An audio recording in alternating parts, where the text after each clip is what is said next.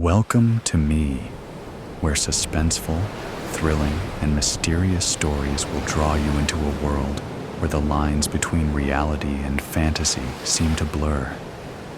When the night falls, when all the sounds gradually quiet down, leaving only your own heartbeat and breathing, that's when these stories begin. Tensions, unsolved mysteries, moments that will make you hold your breath in fear or curiosity, all are waiting for you ahead. Find a comfortable seat, dim the lights, and let this sound guide you on a journey that is not for the faint of heart.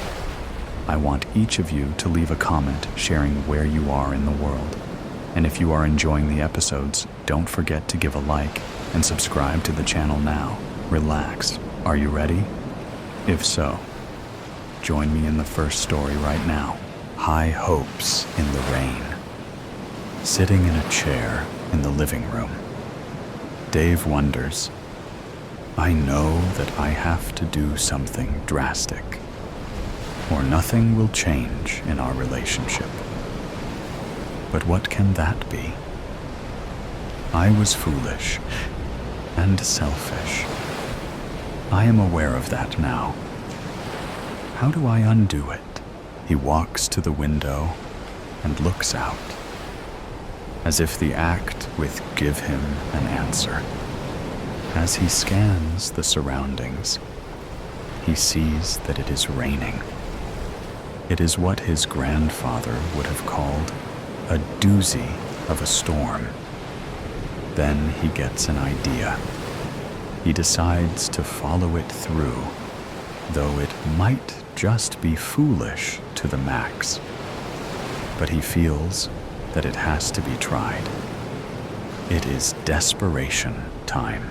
He goes into the bedroom and puts on what is well known to friends and family to be his favorite sweater, blue with a big maple leaf on the front. Then he goes outside, getting soaked in mere seconds. He thinks once more about the foolish thing that he did slightly more than a week ago. At the very least, this will be yet another punishment, one that he is imposing on himself, one that he feels he deserves.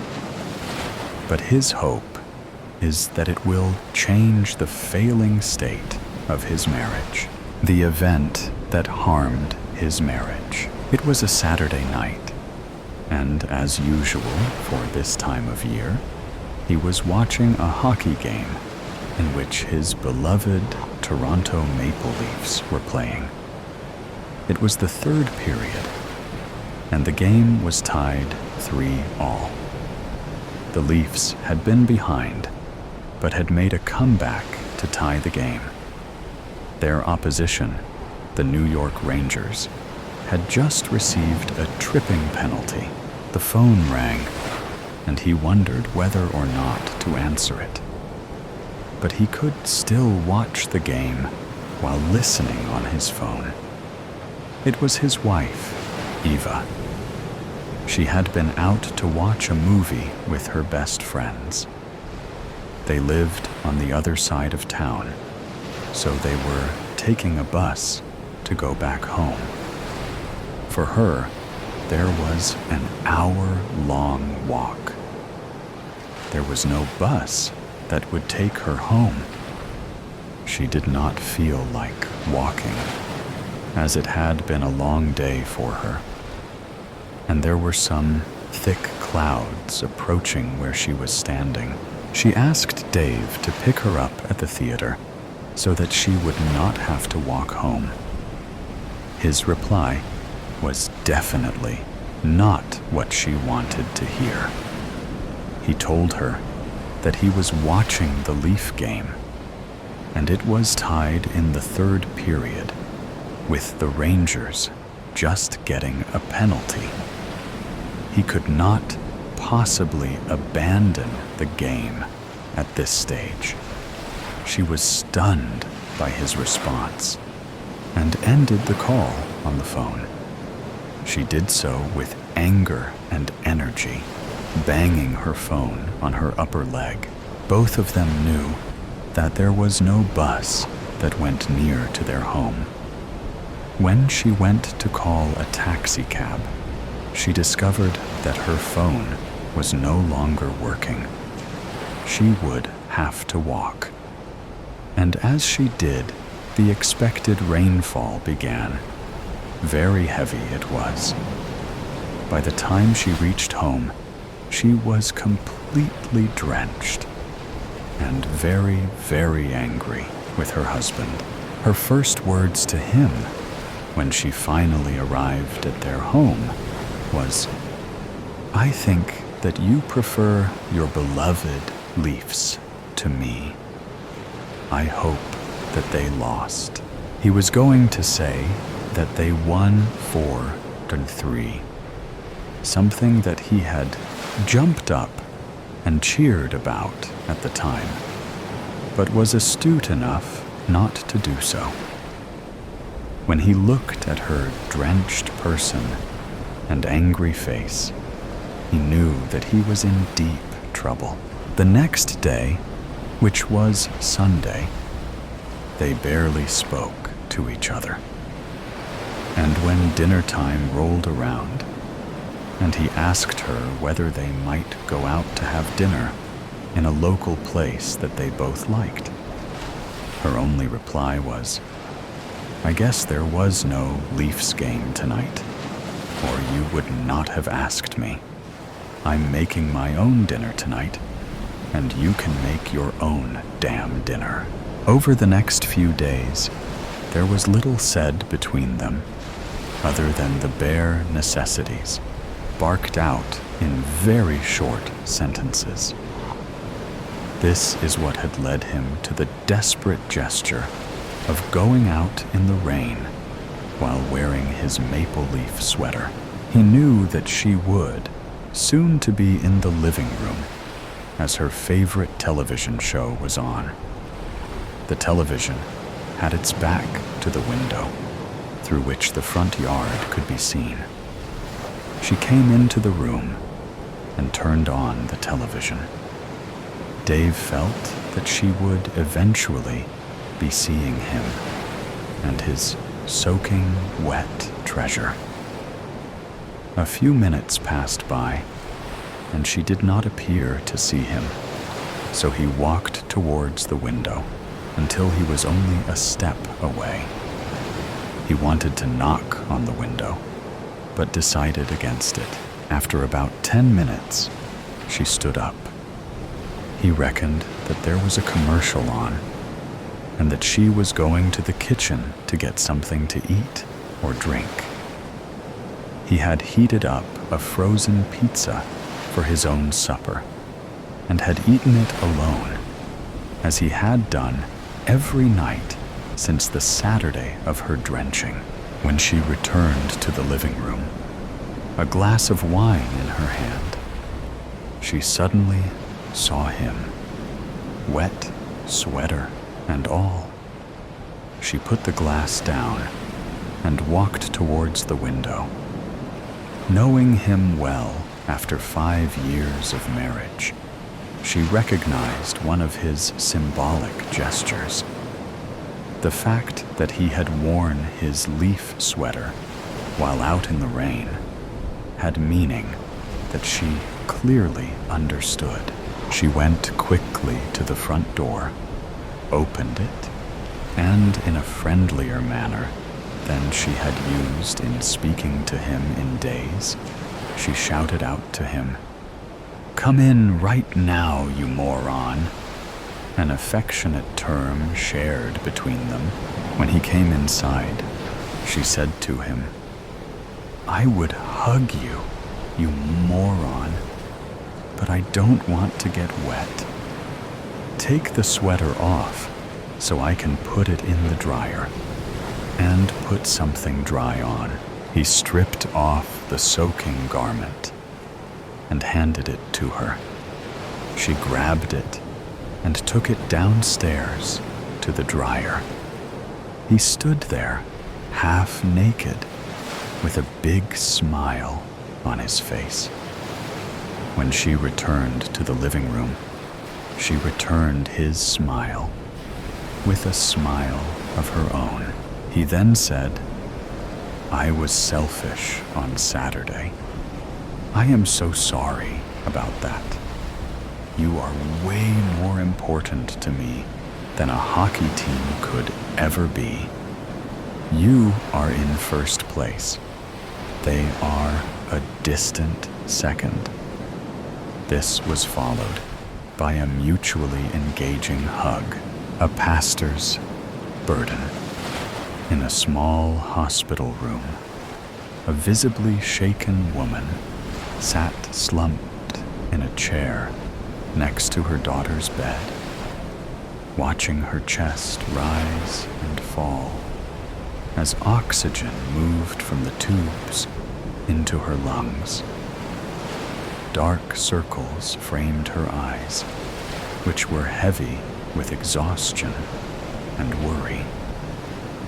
When she heard the news announcement, she looked at the small TV screen and raised the volume quickly.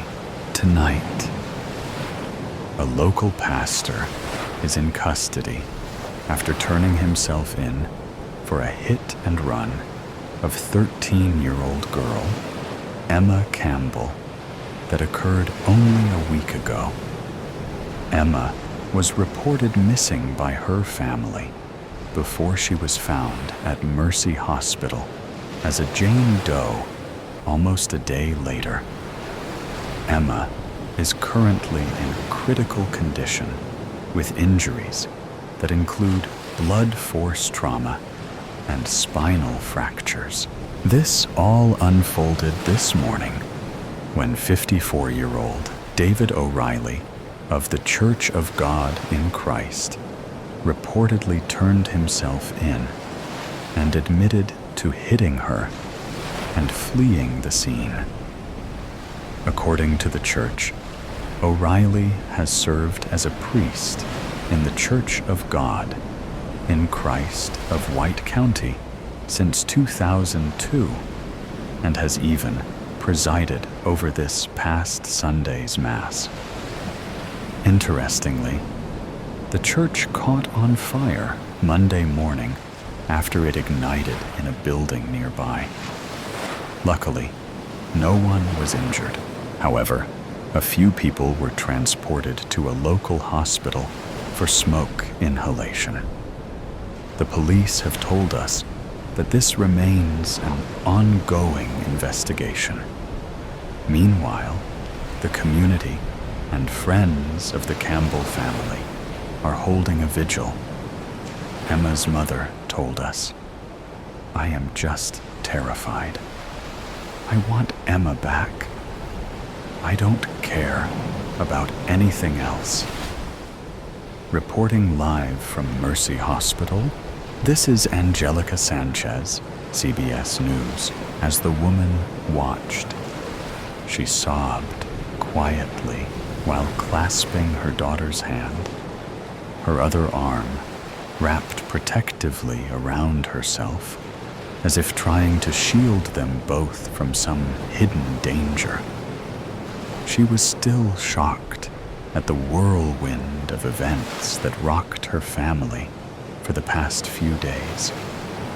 God was punishing her, she thought. Not very far away, 2 police detectives walked into a room where David O'Reilly sat, his head hunched over in a metal chair and his hands clasped tightly.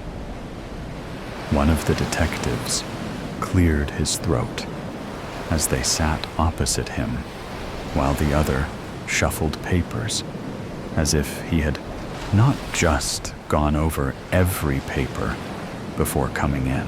"Mr. O'Reilly, I am Detective Jameson, and this is Detective Phillips.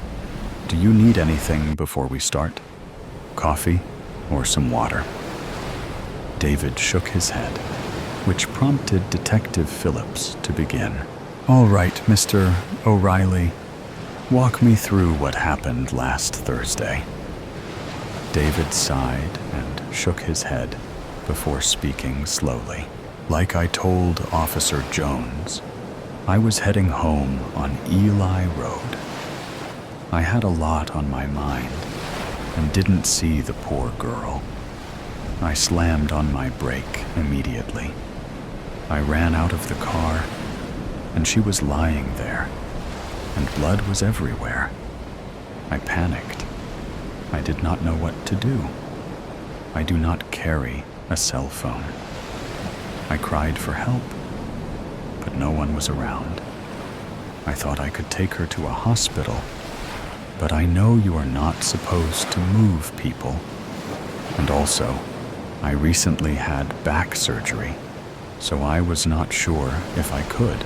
I went back into my car, and I had all the intention of going to the nearest station. But I don't know what happened. The devil is a powerful enemy. I got scared. The devil. I see. Where were you coming from? I drive to a local donation center now and then to buy books for the children in my parish. Right. We called after your initial statement, and while everyone knew who you were, no one could confirm you were there last Thursday. Yes, I realized that I forgot my wallet at home and just turned around and did not make it there. I see. And what happened when you returned home? I parked the car. My wife was helping my oldest son, Adam, with homework, and the other two were playing in their room. Deacon Cowley came over, and we discussed Sunday's sermon. When he left, I put Faith and Jacob to bed and showered. After Adam went to bed, I told my wife what happened. Help me understand this. You are a man of God. You teach His word. You know right from wrong and good from evil. Yet you hit an innocent young girl and you walk away? How so? I don't know, Detective. As I said, the devil is powerful. He feeds on our weaknesses. I thought I was going to lose my family. I got scared and spare me the spiritual nonsense. Did you know Ms. Campbell before? Detective Phillips interjected. Clearly, he played the bad cop. What? No. I mean, I don't know. As far as I know, we don't have a Campbell in our parish. But people come and go all the time. Wait, why are you even asking? Several reasons, Pastor. Several reasons. They both stood up and prepared to leave the room. David looked at them and asked if he could know these reasons. But they shook their heads and opened the door to leave. David yelled as they walked out that it was an accident. As they walked through the precinct hallway, Detective Jameson asked, "What do you think?" Too early, but something does not feel right. My gut tells me he is lying about something. Do we have any witnesses yet? Also, where is the wife? We need to talk to her. And how is the girl doing? No witnesses. And I believe she is in the hospital with her daughter. Faith is still in critical condition, and doctors are not optimistic. Elizabeth woke up to the beeping sound on Faith's monitors. A few seconds later, the nurse came in to check. After a few taps, the beeping sound stopped. The nurse mentioned that the IV will need to be changed soon. Elizabeth asked if there was any word from the pulmonologist they had been waiting for. The nurse shook her head and said she would send a message. Elizabeth asked why the doctor took so long to come to the hospital. The nurse said she did not know, but that he was currently unavailable. Before Elizabeth could protest, 2 detectives appeared at the door, and the nurse excused herself. "Mrs. O'Reilly, we are sorry to disturb you, and to come at such a difficult time. However, we have a few questions." Elizabeth's eyes flickered with apprehension before her guarded wariness took over. She stood up and walked with them outside of the room. "Mrs. O'Reilly, do you know what time your husband returned home last Thursday?" "I'm not sure. David usually meets with Deacon Cowley around 8 p.m. on Thursdays, so I am guessing before that time. Do you know where he was that day?" "I believe he went to the local donation center." "And when did he leave to go there?" "I can't say, as I was not home. I picked up the kids from school and dropped them off at my sister's." "And what time would you say that was?" "Probably around 4 p.m. when I was at my sister's house." "And where did you go?" "I sometimes help local businesses with their books, so I was at the local motel on Siesta Drive." "Eddie's place?" "Huh?" "Oh yes, Edward." "Mrs. O'Reilly, we talked to many folks, and they all mentioned how kind and thoughtful your husband is. Don't you think it is strange for him to leave a poor girl to die after he hit her with his car?" "Well, yes, of course, Detective." "Mrs. O'Reilly, Angela, has your husband ever hurt you or the children?" "What? No. David would never hurt." She paused. She wanted to say anything, but stopped. Tears filled her eyes as she tried to finish the sentence, but couldn't. "All right, Mrs. O'Reilly, that will do for now. We will be in touch." The detectives turned and left her standing in the hallway, like a house remaining after a tornado ripped everything around. After talking to the wife, Detective Phillips was more convinced that something was fishy. He told his partner they needed to step it up. By the time they returned to the precinct, they had camera footage from some businesses and the report from the fire department to review. Unfortunately, the footage wasn't helpful. The fire that destroyed the garage, which had the car involved in the accident, started with an outdated breaker box with worn connectors, which caused the system to overload and cause a fire. It was just a coincidence. Detective Phillips thought it a very convenient coincidence. He needed to try something else.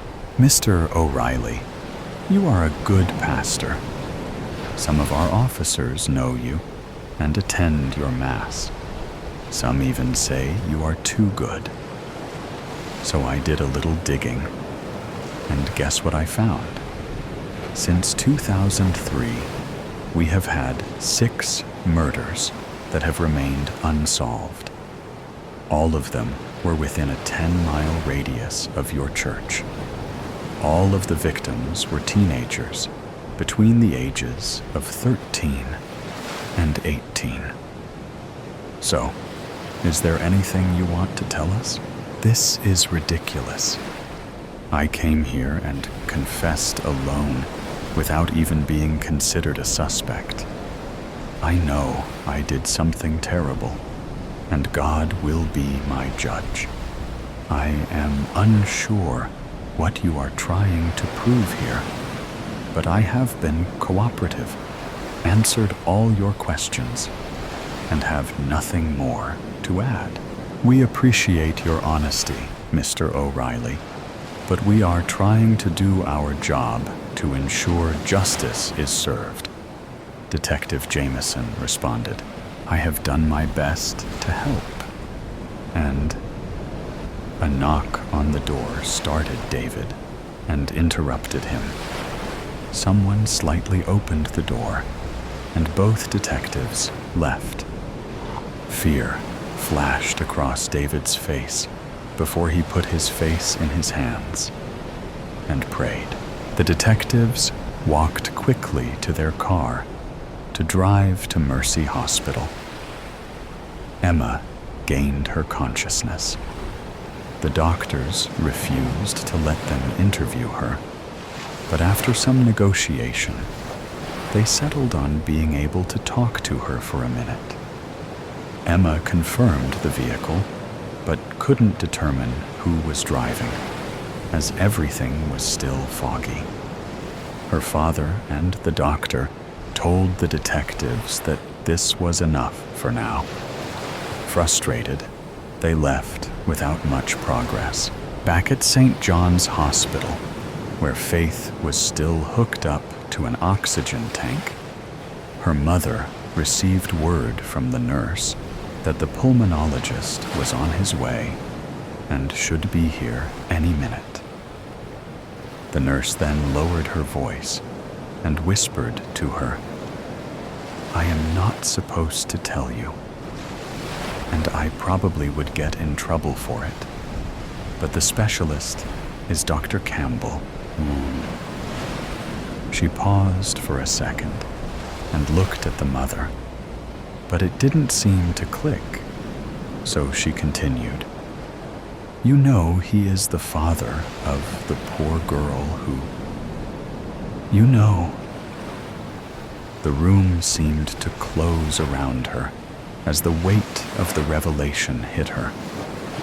Guilt surged within her as her chest felt a sudden pressure that made it hard to breathe. The nurse helped her sit on a chair and brought a cup of iced water. Angela rubbed her temples and tried to push the images away. Her guilt was gnawing on her insides, whispering incessantly that God was punishing her. She couldn't escape it or hide from it. She tried to isolate herself in her daughter's room, spending hours sitting in the dark and pushing away friends and family. No one could understand the magnitude of her guilt. She buried her face in her hands and started crying before a knock on the door got her attention. It was Dr. Campbell. The next day, the detectives returned to Emma's room to ask her more questions. Her memory was still hazy, but she could better describe the car and confirm that it was a man driving it, not someone she knew. When given a picture of Pastor O'Reilly, she couldn't identify it as him. Detective Jameson thought that, at this point, the case was almost closed. They had a confession. The victim identified the car, the time, and that a man was driving. However, Detective Phillips still felt something was wrong. So he decided to try another strategy. They went to the interrogation room again, and Detective Phillips said the 5 words any culprit would want to hear. You are free to go. David did not move. What? You are free to go, sir. You will still be held liable for perjury. But for now, you may go. But don't leave town. Detective, I confessed. I don't understand. Yes, but fortunately, Miss Campbell regained her consciousness last night. David became quiet, and fear overcame his face. He didn't know what to think. He replayed the events of that fateful night in his head. Angela came home with a shocked look on her face. She broke down, sobbing, and told him what had happened. The car, the sudden flash of a figure on the road, the screeching brakes, the crash, and then silence. The children came down the stairs after they heard their mother crying. He looked at them and didn't hesitate for a second.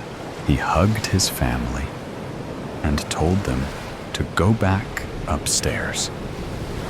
When Deacon Cowley came, he told him he wasn't feeling great and told him to work on the sermon himself.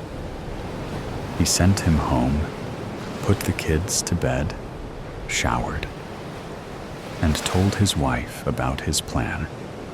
She vehemently refused, but he convinced her it was best for the children.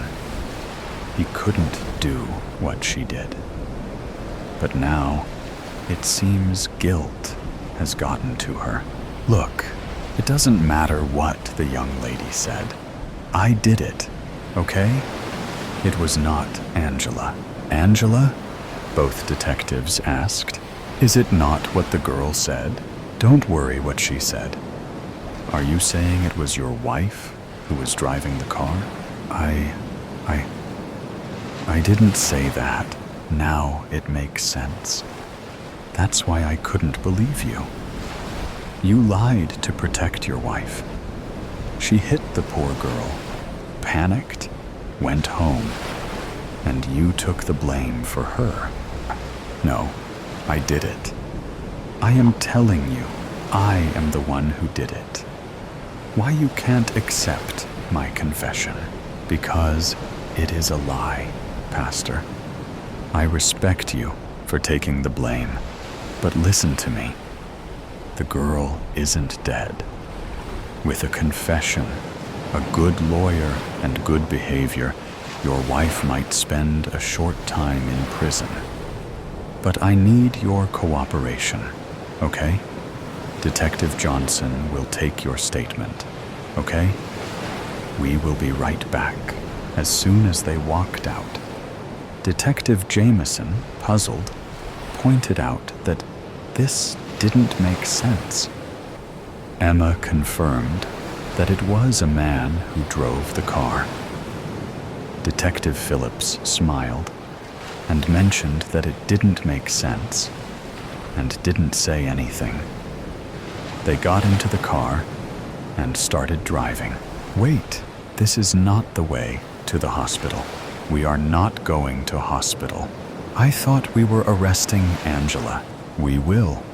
But first, we arrest the real culprit. And you are not going to tell me who it is, I'm guessing. Phillips smiled and shook his head. A few minutes later, they stopped before the Starry Night Motel. In less than a minute of questioning, Edward confessed it was him. Edward first met Angela at the church and was quickly drawn to her. He immediately jumped on the opportunity when he heard she worked with a few local businesses. After 3 kids, her marriage was stagnant, and with her husband being a pastor and always busy, she felt neglected. He tried many times, but she turned him down. Then, one day, she didn't. On the day of the accident, They had sex for the first time. She had a few glasses of wine, so he offered to drive closer to her house. He was so overjoyed to be with her that he didn't see the poor girl. At that moment, all his dreams turned into a nightmare. He tried to call the police, but she panicked and said no. She couldn't face her husband. When they saw a car's headlights coming, she told him to go back to his motel and that she would take care of it. He thought she would take the girl to the hospital, but when he heard nothing, he realized she wasn't. A month later, Detective Phillips stopped by Pastor O'Reilly's house. A moving truck was parked outside, and boxes were sitting out. David and his son gingerly walked out of the house, carrying a dresser. When they saw him, David told Adam to help his siblings. The detective picked up the dresser and helped bring it without saying a word. "How can I help you, Detective?" "I just came to apologize, Pastor. I know I was harsh with you, and you didn't deserve that." "Oh, that's all right. I lied to you, so you are fine." "But how did you know?" "Let's call it instinct. That's a gift from God." "Sure, Pastor. Speaking of which, oh, I knew you didn't just come to apologize. Ask your question. Seems I am not the only one with gifts." "Of course not. God is generous. It was you who caused that fire, wasn't it?" "I swore I wouldn't lie again. So yes, it was me." "Is that instinct too?" The detective laughed and shook his head as he walked away, saying, "This was a gift from God, a living mirage. Life, as funny as it sounds, flows in a circle. And I, personally, never liked circles. I'm more of an octagon kind of person." Sally snorts at her own thoughts, but groans when the noise is muffled by the hand that is covering the lower part of her face. It smells of sewerage, grimy, disgusting, and somewhat musty. Familiar, heart-wrenching, stomach-churning, brain-rotting, but familiar. Maybe a little too familiar. His movements are sluggish, as usual. His joints crack with every step, and Sally fears he might die on the spot. Although she is certain nobody would miss good old Donovan Peters if he were to suddenly disappear.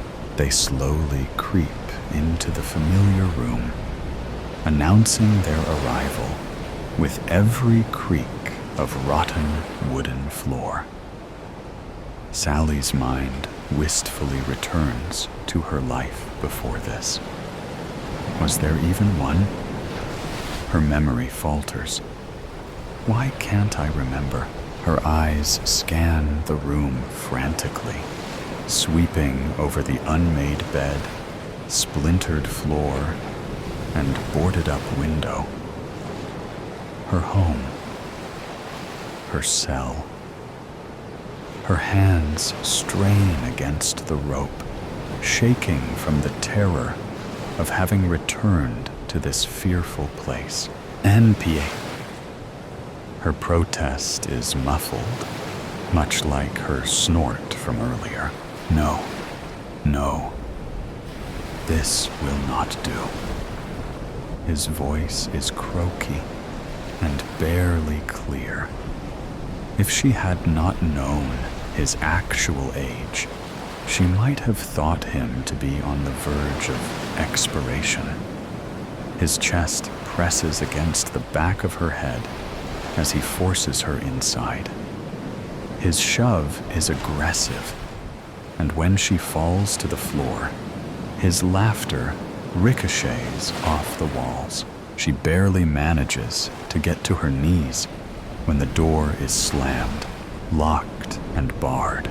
Donovan's sinister laughter continues to echo as the sound of his footsteps retreats. Sally shakes her head, forcing tears back into her eyes. She won't. No, she refuses to lose any more of them for that monster. I told you, it won't work. A doe-eyed beauty emerges from the darkest corner of the room. Sally's temper flares, and she springs to her feet, charging at the beauty. It was you, wasn't it? Her voice is cold enough to slice through any warmth in the room, and the beauty lowers her eyes. Sally tugs on the rope around her wrists until it unties, and then uses it to press down onto the other girl's neck. Layla Angelou can rot for all I care. The voice in her head is loud, and she hisses. The girl claws at the rope around her throat and falls back against the wall. Splinters pierce her skin, but she refuses to make a sound. It's always you. Why? Sally's eyebrows are pulled together furiously, and her sharp blue eyes have turned into ice. Don't lie to me. Sally's outburst receives no reply, and her arms finally slump enough for the girl to breathe. But she does not remove the rope. A sob racks through her chest. I thought that this time, at least this once, you'd let me go. Go where? The girl rasps, rubbing her throat. Her luscious black hair cascades down her back and shoulders, perfectly framing her figure. Her green eyes hold a certain complicated depth, and her plump pink lips are pulled into a miserable pout. Sally pulls away completely. Somewhere, nowhere, anywhere but here. She turns her back on the girl and throws the rope aside, massaging her bruised wrists. We can make this work, Sally. I promise. If you just try, you'll see. Please, why can't you just stay with me? Sally ignores her. This is a conversation they've had before. A fruitless one. Once she's soothed the sting on her wrists, she turns around to face the girl again. Her eyes trail down to her throat, and her stomach churns at the fresh burn marks. She knew her throat was already sensitive. She can admit when she was out of line. I'm sorry, Layla. Her head nods in the direction of the girl's neck, but the girl waves it away quickly. Not a problem at all. Happens to us all. They remain in silence for a good 5 minutes before Layla walks towards the bed and starts to fix the bedding. She hums a soft tune as she works, sounding rather cheerful. Sally hates it. How can she be so content? In a situation such as this, I kept some dinner for you. Layla pulls a corroded metal bowl from below the bed and nudges it towards Sally, who reluctantly nears to accept it. The half-eaten apple in the bowl is bruised and looks less than appetizing. But she sends Layla a grateful smile and devours it. I'll try again someday. You know that, right? Something scratches at the window, scaring the two. Layla nearly trips over her own feet as she rushes to hide behind Sally's figure. Not that Sally has any height advantage over her. Sally pats Layla's hand on her shoulder, comfortingly, before removing it and placing the bowl on the ground. She clamps the apple core in her hand and crouches closer to the window. Something about this feels too familiar, and Sally falters in her steps. Something about the entire night feels way too familiar. Yes, she's been in this predicament for quite some time.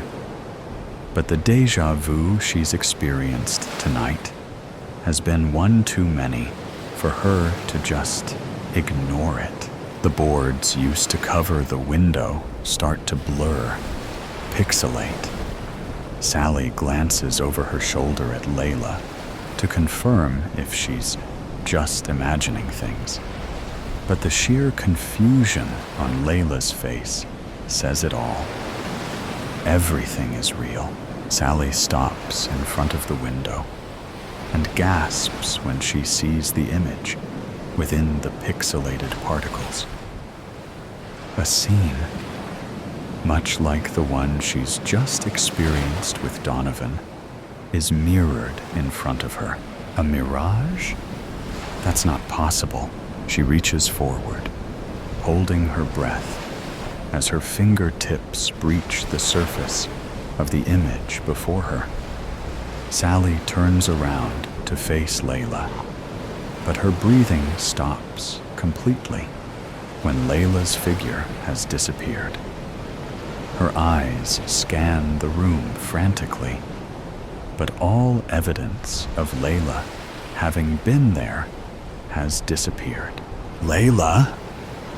She tries to call, but her voice gets stuck in her throat. Sally turns towards the mirage again and falls backwards when her eyes connect with those of Layla. Only this time, Layla's eyes are a forest green, with a small red fire burning inside her pupils. Pain creeps through her body as her back makes contact with the floor. Layla opens her mouth, and what comes out is a cruel cackle. Inside the mirage, Sally can see another version of herself being shoved into the room and then having a fight with Layla. But the difference is that there are two versions of Layla. The one is pressed against the wall by the other Sally, and the other one is standing to the side and laughing hysterically, like she is watching a form of comedy. Oh, Sally dear. The cackling Layla turns to face Sally through the mirage, and the pixelated particles of the window starts to shimmer. Sally crawls backwards when Layla's hand pierces the surface, and pale, bony fingers clamp around the frame of the window. I remember this. Her voice is muffled by uncertainty, but she manages to push herself up from the floor. I remember all of this. She says this to herself as confirmation. Her eyes dart around the room, and then back at where Layla is still dragging herself through the pixels. She never understood her unsanctioned hate towards Layla. But suddenly, It all makes sense. Every memory stabs at her mind, and for once, she understands what is happening. She's always hated Layla because she knew exactly what she was. That's why Layla does this. Sally runs towards the bed and collects the rope from the ground in the process. I will escape! She ties the rope around one of the springs at the bottom of the bed and bites into her hand, hard enough to draw blood. Tears spill from her eyes as she smears her blood all over the rope and then uses her index finger to write 3 simple words on the bottom of the mattress. You must escape. She stares at the words, her stomach churning from another feeling of déjà vu. I've done this before? She grits her teeth painfully before reaching up to add something else. You must escape, Layla. Sally crawls out from under the bed and eyes Layla's half-emerged figure fearfully. Without a second longer to lose, she runs to the door and starts banging frantically. With every second she's banging, Layla crawls further out of the pixelated window, laughing comically at Sally's terror. What's all the ruckus about? Donovan barges into the room, but Sally ducks underneath his arms and runs with her every fiber to reach the front door. The stairs complain under her weight as she trips down them, but she doesn't stop. Oh, Sally. Layla's voice sing-songs from behind her, and she shudders. Sally bumps against torn furniture and leaps over newspapers strewn all over the floor. But her eyes stay focused on the black, bolted front door. Her hands shake as she jiggles the locks around, but they refuse to budge. Come on, Sally. I just want to play. That's right. We just want to play. Donovan's voice has turned more laryngeal, and Sally's skin crawls. Please, no. She ruffles the old newspapers on the table beside the door, searching for the keys. But her movement stills when she notices an odd peculiarity in all of the newspapers. Although they are of different dates and already discolored, they have one thing in common: a picture of her. Although they have been edited and computer-generated to show her at different ages, they are all her. Her head spins, and bile pushes up her throat. Sally backs away from the table until her back bumps against a kitchen counter. A voice inside of her yells at her to run, but her feet stay plastered to the ground. Layla's comical laughter has turned into sinister screams, and Sally can finally hear Donovan's heavy footfalls approaching the staircase. She shakes her head to clear her thoughts and almost releases a sigh of relief when she notices a pair of rusty keys peeking out from below a chipped teacup. Sally grabs the keys and rushes to the door, willing her trembling hands to still and complete the task. One lock clicks open, then another, and finally, the last one. Sally nearly sags to the floor in relief, but manages to keep herself poised enough to pull the door open. She runs out of the door, down the 2 stone steps, and onto the asphalt ground. She manages to run all the way to a broken-down truck when Donovan's voice booms in the form of a roar. She ducks behind the truck and presses her back securely against it. Her chest rises and falls erratically, and she makes sure to slow her breathing as to not make a sound. She lowers herself to the ground and pulls her knees to her chest, begging for a door of any of the surrounding houses to open and for someone to come to her rescue, but no one does. Ever. The silence that follows Donovan's roar is deafening. Layla has also stopped cackling, and not even birds can be heard. This is the first time Sally scans the houses around them, only to notice the degraded state every one of the houses are in. They are old and decrepit. There is no possibility that anyone can live in these houses. Her heart stutters, and her entire body goes cold. She turns her gaze towards the side mirror of the truck and finds a terrified version of herself staring back. Her eyes widen at the words scrawled onto the mirror in old, dried blood. Not safe. Follow arrows. Her lips part, but no oxygen enters. She manages to push herself to her feet, albeit shakily, and glances around the truck. Donovan is standing in the doorway, looking around calmly. Behind him, the low hum of Layla's singing fills the air. Run, little mouse. Run, little mouse. Let's all have some fun.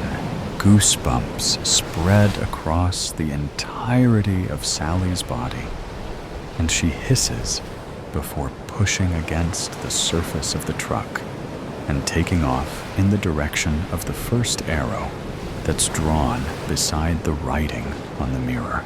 Layla's laughter fills the air, but Sally ignores her as she pushes her legs and pumps her arms harder, harder. Her eyes scan the surrounding area as she runs, looking for any sign of an arrow. The arrows lead her all the way to an abandoned parking lot of a large business. Her eyes fleet around frantically, but she sees no more arrows. With Layla's humming from behind as her motivation, she runs into the building and ducks below the entrance gates. But when she stops in front of the doors of the elevator, her entire body freezes. From the surface of the elevator door, albeit blurry due to the deterioration, she can see 2 glowing orbs smiling back at her. Those orbs are illuminated by a red fire burning from the middle of the black pupils. Poor little mouse. Layla leans over Sally's shoulder and skims her cold fingers across her cheek. It's so easy to lay a trap for a mouse who loves its cheese. She laughs hysterically and leans onto Sally for support. This is not the end. Sally bites back, curling her hands into fists. Layla stares at her through the reflection of the elevator door before laughing comically. You're right, dear. This, she waves her hand around, as if showcasing her to an audience, is simply the beginning. And we? She points a finger at Sally and then back at herself. We are going to have a lot more fun together. Sally rips herself away from Layla and spins around. But Layla tuts, snaps her fingers, and then slaps her palm against Sally's forehead in one swift movement. There's no rush, dear. With her words, Sally's world starts to spin, and her eyes flicker before she is consumed by darkness. And the next thing she sees is the familiar, cold, creaking hallway of Donovan's apartment. He forces her down the hall with his chest pressed against the back of her head and his hand clamped securely around the lower half of her face. Life, as funny as it sounds, flows in a circle. And I, personally, never liked circles. I'm more of an octagon kind of person. Sally snorts at her own thoughts, but groans when the noise is muffled by the hand that is covering the lower part of her face. It smells of sewerage, grimy, disgusting, and somewhat musty. Familiar, heart-wrenching, stomach-churning, brain-rotting, but familiar. But for the first time, it seems just a little too familiar. There's not a ghost in my house. Sally, are you running from me, Sally? I'm not running, Jessica. You tried to leave before I could catch you. I'm busy, Jessica. I work. Meaning I don't work? Let's say you don't do 9 to 5. Oh, I work, Sally. I work plenty. I work around the clock working. If you call what you do work. So that's another rumor you've been spreading about me? I'm a bum now? I don't spread rumors, Jessica. My name is Jessie, and you know it, since you throw it around a lot. You're paranoid. Oh, really? I'm paranoid? That's why the whole congregation just snickered at me? I have no idea what you're talking about. And the preacher just called me imaginative. No idea why. No idea, huh? You haven't shared my new insurance claims around lately. I don't have time for your nonsense. Nonsense? You're calling the House of Horrors you sold me nonsense? We don't entertain ghost stories, Jessica. No, you just entertained stealing my money and handing me a haunted house. Honestly, Jessica, you have a wild imagination. It's just an old house. Can you try to tone it down? Oh, I'm the liar now? You didn't disclose anything. You sold me a paranormal vortex. Jessica, I sold you a house. I didn't sell you a haunted house. Older homes are a little noisy. A little noise? The lights flicker on and off like a damn hallway disco. Battering rams shake the walls. Something cold keeps stalking me from the laundry room to the upstairs. And then there's the whispers in the landing mirror. And I'm supposed to sleep with the corner shadows slithering past. Jessica, church parking lots are not the time or place for your ghost stories. Your wiring is older, however. The house is perfectly fine and passed our inspection. Your insurance policy will not be covering your broken dish claims or any other fabrications. You mean my floating dishes Claims before they rain and smash, plus the floating beds claims, and the floating curtains, and the floating ME? I don't know what you're trying to prove, but it's not working. You're making a scene here for nothing. Please, seek help. Oh yeah, it's all in my head, Sally. Is that the game we're playing? The entire town knew about. This is a county, not a town, Jessica. Fine. Sally. It's a hamlet.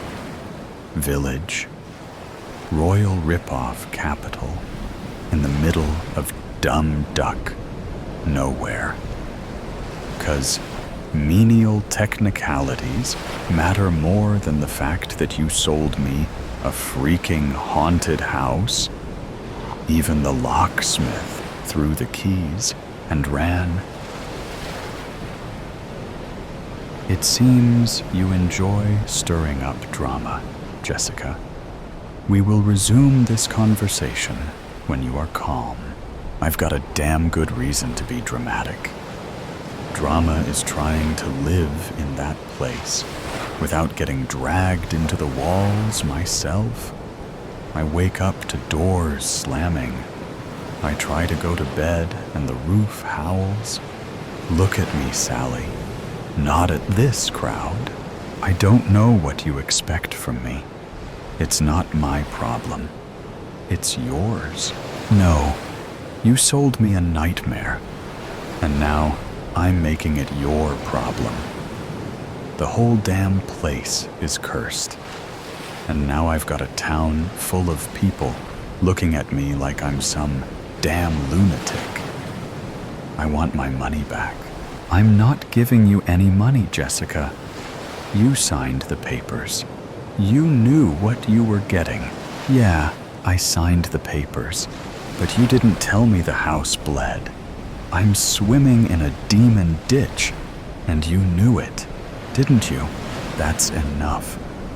I didn't do anything wrong. You're the one who... You act like you don't do anything wrong. Instead, you've been telling people I'm crazy. You've made everyone think I've lost my mind. But I'm gonna make sure everyone knows the truth. I don't know what you want me to do, Jessica. The house is yours. If it's that big a deal, you can move. I have to go. We're all aware you have your jolly holiday to pack for, but you're going to handle this first. My holidays are well earned, Jessica. Unlike some... You're saying that I haven't earned a holiday? I'm saying you need to take a step back. I would love to step back, Sally. I would love to just go home and enjoy a nice Sunday brunch without my forks levitating above my head. It's not in my head, Sally. It's above my head. And I have loads of video proof online. It all went viral. None of that has been proven to be real. Proven? You want me to prove it? How about you come over for a meal? You can even spend the night. The guest room has floating lamps and screaming furniture that likes to rearrange itself.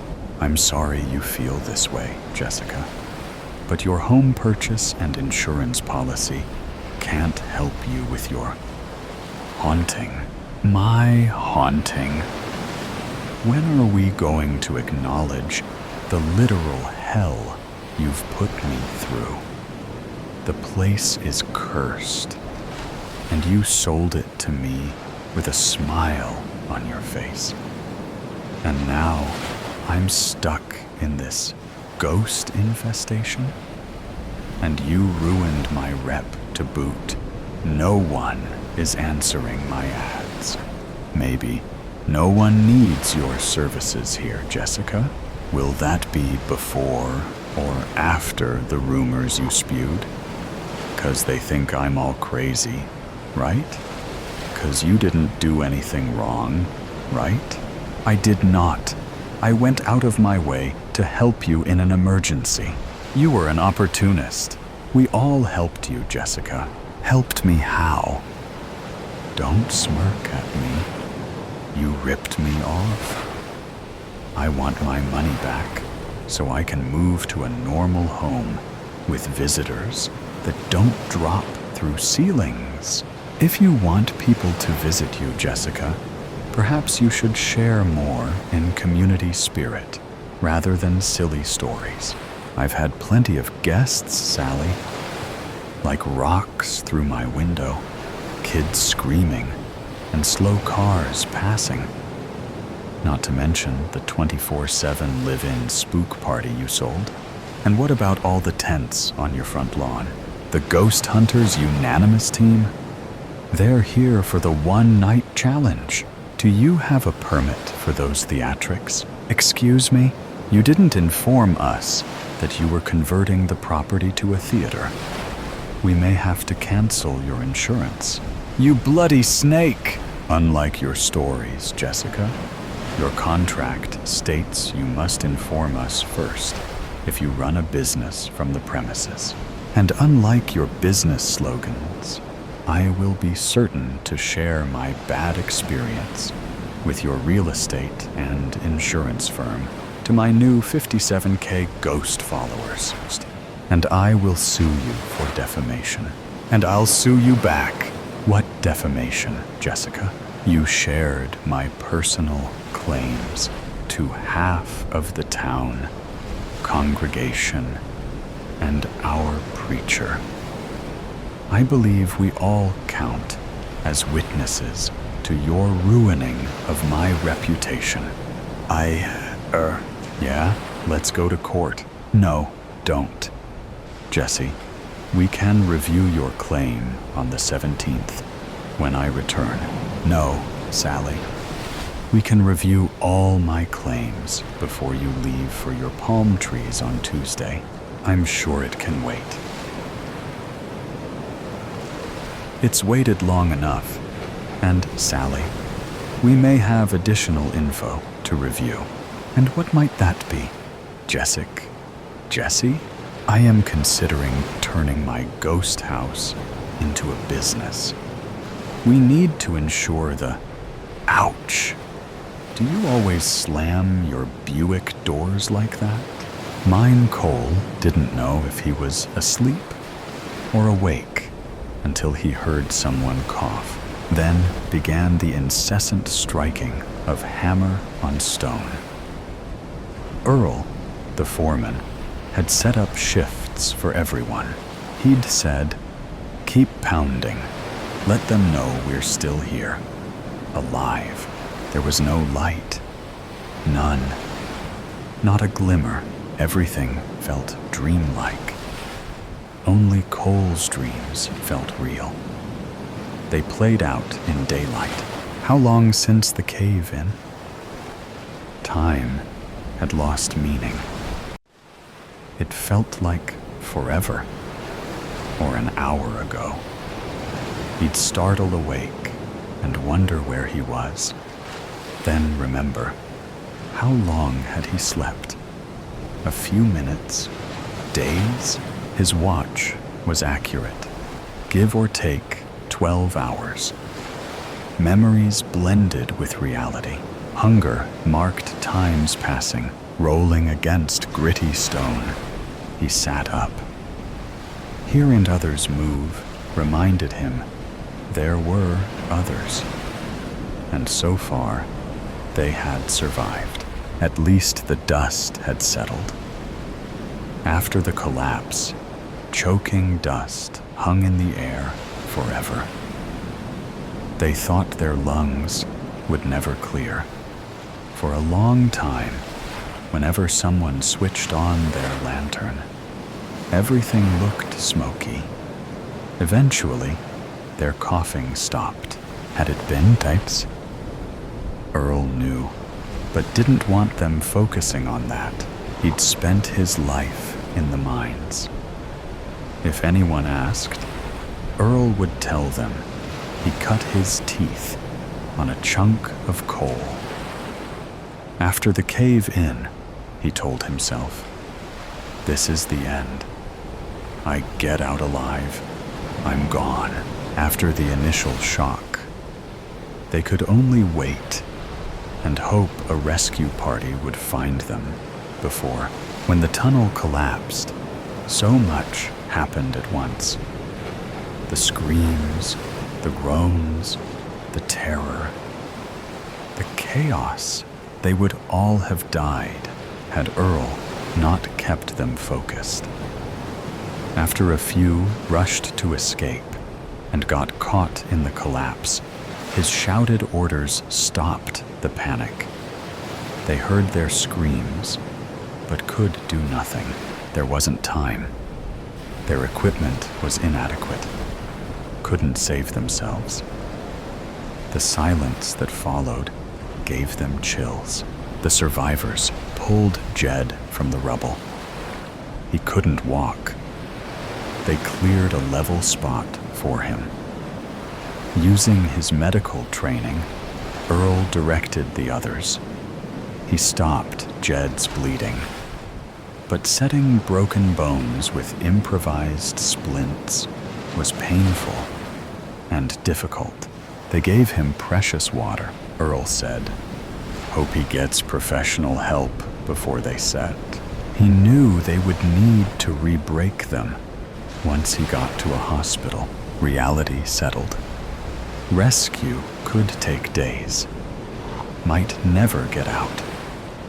The prospect of starvation loomed. Earl counted heads. Besides himself, 4 others survived. Sonny, Jed, Cole, and Roman. All but Sonny had grown up together. Their fathers all came from the mines. The collapse came in the morning, so they had food and water. Stow your kits and gear, he said. Once you're secured, douse your lanterns. Save the batteries. The guys were hungry.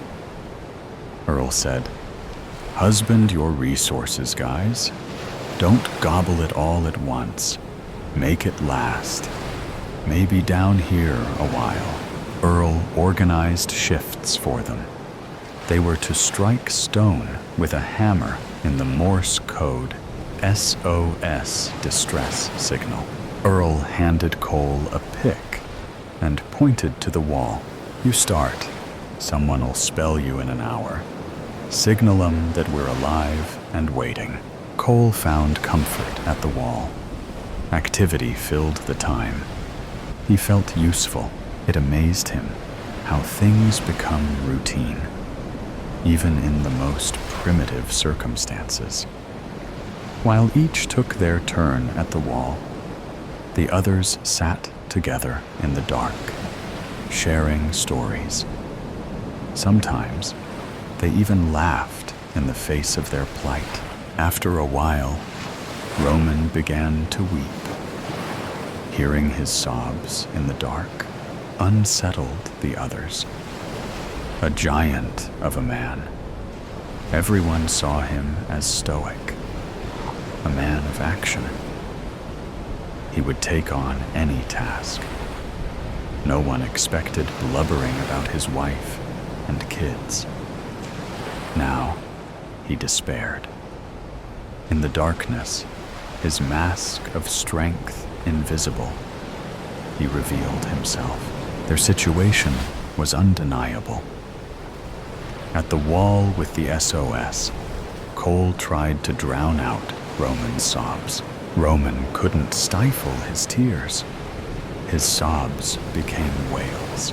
Earl said, I know it looks bad, man, but you'll be home in a day or two. With a constricted voice, Roman tried to explain. She counts on me. What'll May do if I'm not there for her? She worries. Says, be sure to come home. What can I do without you? Says the kids cry when I'm late. There was nothing to say. Roman's sobs subsided into labored breathing. It was impossible, but the darkness seemed even blacker. Lacking sight, their sense of hearing sharpened. Each man recognized the personal signature of anyone's slight movement. The darkness did not obscure anyone's location. Hours passed. They drifted in and out of consciousness until their turn to hammer. The SOS came. Anyone have any extra? I'm starving. It was Cole. No one responded. Earl said, Told you not to, wolf man. Come on, guys. Someone must have something. You know I'd share with you. Cole turned on his lamp. He stood over Sonny. I knew it. A stream of profanity flooded out. Others leaped to restrain him. Sonny said, It's mine, man. I didn't take yours. You're hoarding, man. That food belongs to everyone. Earl stepped up, and Cole calmed. What's up, Sonny? Whose kits are those? Sonny said, No one's hammering. Whose shift is it? They're gonna think we're dead. Answer the question. I found 'em, Earl. Didn't steal 'em. Left behind by the others? Yeah, Sam and Gordy. The others who booked. They won't be back. I took them for safekeeping. Everyone looked at him in silence. Finally, he handed a kit to Cole. Earl said, Roman, do an inventory on everyone's victuals. Make sure there's an even distribution. That seemed to satisfy everyone. Earl said, Who's on SOS? Gotta keep the signal up. Don't want them giving up the search. Roman said, I'm up. You keep doing inventory. Sonny, get to it. Things settled after that. Everyone took their turn on SOS. There was less conversation. Everyone kept to themselves. They never knew if their signals were heard. The overhead rumblings of excavation paused. When it resumed, it seemed more distant. Cole asked Earl, They know where we are. What's taking so long? They quitting? The cave-in exposed unstable strata. Aggressive digging could loosen it, bring it all down. Don't want to lose us to their haste. That's why they don't blast? Right. They could only keep signaling. And hope. Hours passed. Their existence settled into a narrow routine. Those not hammering the wall slept or booed fitfully, kept awake by Jed's groans. Everyone knew he was still alive. No one knew when Jed would scream. Ghosts tormented him. Earl tried to calm him, but there was nothing to give him. Everyone put up with it. Had days passed? Cole awoke from unsettled sleep. He tipped his canteen up and found it empty. He said, When we're back up top, if I ever suggest going camping, somebody please kill me. Others laughed. Sonny said, We're already dead, just don't know it yet. Earl said, Shut up, don't start that. Sonny said, It's true. We'll never get out. All that's left is arranging ourselves for the grave we're already resting in. Roman said, They're searching. Need to be patient. Sonny said, Give it up. You know I'm right. Earl said, You're not helping. Whining does nothing. I'll whine if I want. You gonna kill me? I'm already dead, Cole said. When they pull me out of here, I'll tell them to leave you behind. that you gave up, cried until you died. They heard a clatter of rocks. A punch glanced off Cole's face. If Sonny had seen his target, it would have hurt more. Screaming with rage, Cole threw himself at his attacker. They fell into the rubble. Earl yelled, "Stop!" They threw punches and grappled. Their thrashing sounded like animals. Earl switched on his lantern. He stood over the two. Sonny had bloodied Cole's face. Earl kicked Sonny's head, sending him to the cave floor. Sonny yelled, "I'll kill you!" "Listen!" Roman stopped hammering. Earl doused his light. The sound of pneumatic drills was close. Brakes led to increased activity. Everyone stepped back from the rubble, blocking the tunnel opening. Dust stirred, making them cough. Stones shifted and rolled to their feet. Cole and Roman dodged a boulder coming to rest between them. They laughed nervously. After several minutes of tense silence, light pierced the darkness. The five cheered as one. Even Jed joined in. Shouting and jumping, they couldn't stop. A large stone broke free and rolled from the tunnel entrance, bathing the cavern in light. They'd been saved worse ways. Selena runs with a ferocity she didn't think she'd ever need again. Her feet thump, thump, thump on the ground, and her eyes search the dirty rooftop desperately for a familiar May. She knows she's taking too long. She can feel the time slipping through her fingers like grave dirt. She bursts out onto her fourth rooftop, a quick scan providing nothing. She turns around. Her ears catch onto the quietest sound, a scuff, a whimper. She runs over to the other corner of the building and checks behind a wall. There she is.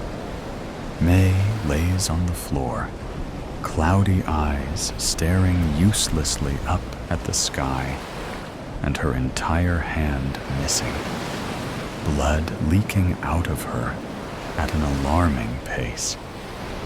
Her gut is cut open and barely holding together.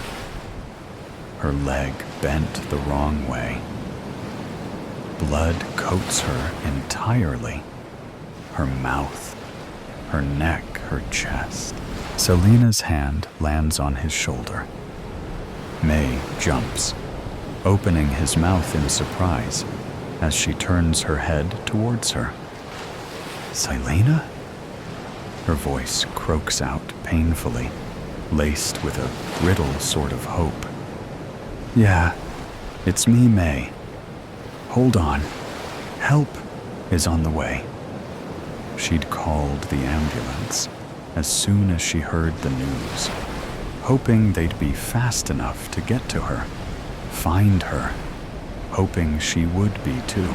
Selena carefully shifts May into her arms, getting her away from the dirty concrete, and trying desperately to stifle the blood spilling forth easily from her stomach. "Selena," May says again, desperately. She says it like Selena is an angel about to bring her to salvation, as if Selena was what she needed, wanted, instead of some random punk from New York that kills people in his spare time. Instead of someone who shot a bullet at her skull. I'm sorry," May grits out. blood leaking from her lips and coating his mouth. She feels useless, hopeless as blood continues to gush, and May is the one apologizing instead of her, the self-sacrificial dumbass she is. No, May, you don't get to say that. You stay with me, you hear? You stay right here with me. Her voice shakes, and she feels untethered, like everything is slipping away from her again. She runs her hands over May's unbroken arm, trying to ground the dying girl, trying to bring her back to the world of the living. Please, not again. May opens her mouth and breaks into loud, shattering coughs, blood dribbling down his chin even more. She shakes her, rougher than she probably should, trying to make her come back, make her stop drifting away, even when held beneath the calluses of her palms. May whines in pain. Come on, May. You can't go yet. You've got people to save. You've got friends who need you. Silena needs her, and yet May is leaving. She thinks of Jason and of her brother, Leo. They need her too. Need her like the air in their lungs, like the blood in their veins. Blood that May is covered in. May, please, hold on a bit longer. You can't leave me yet. Who else is going to knock the gun out of my hand? You promised.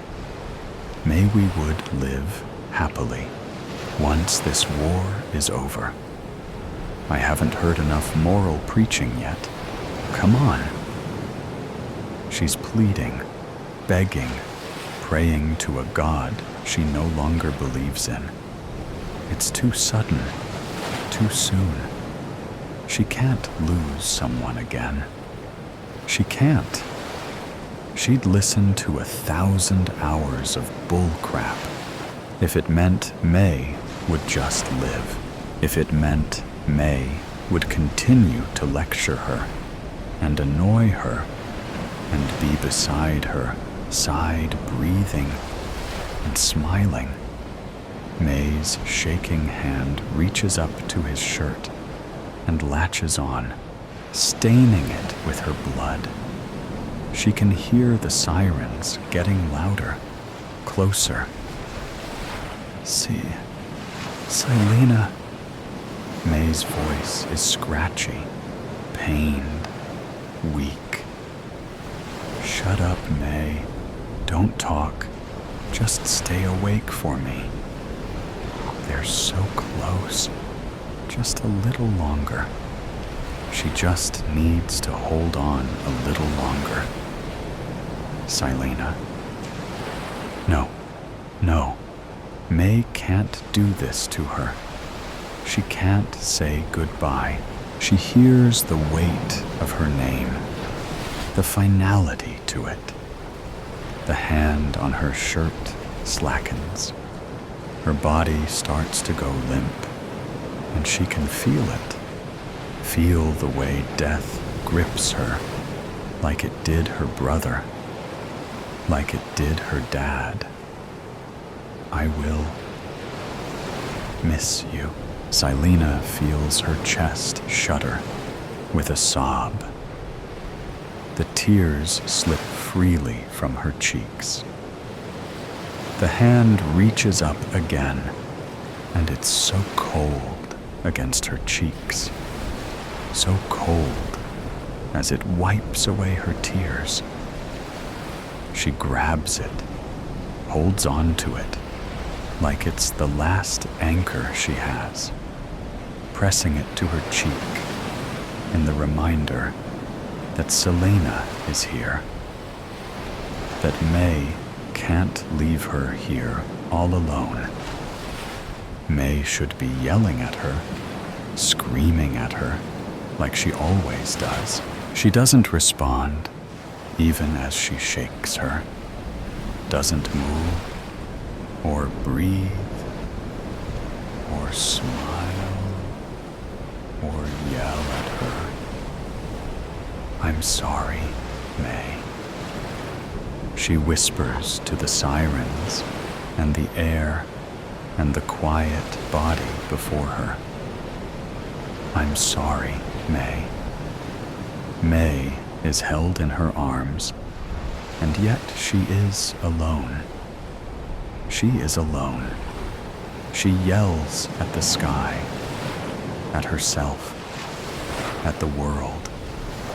She yells, and she yells, and then she cries.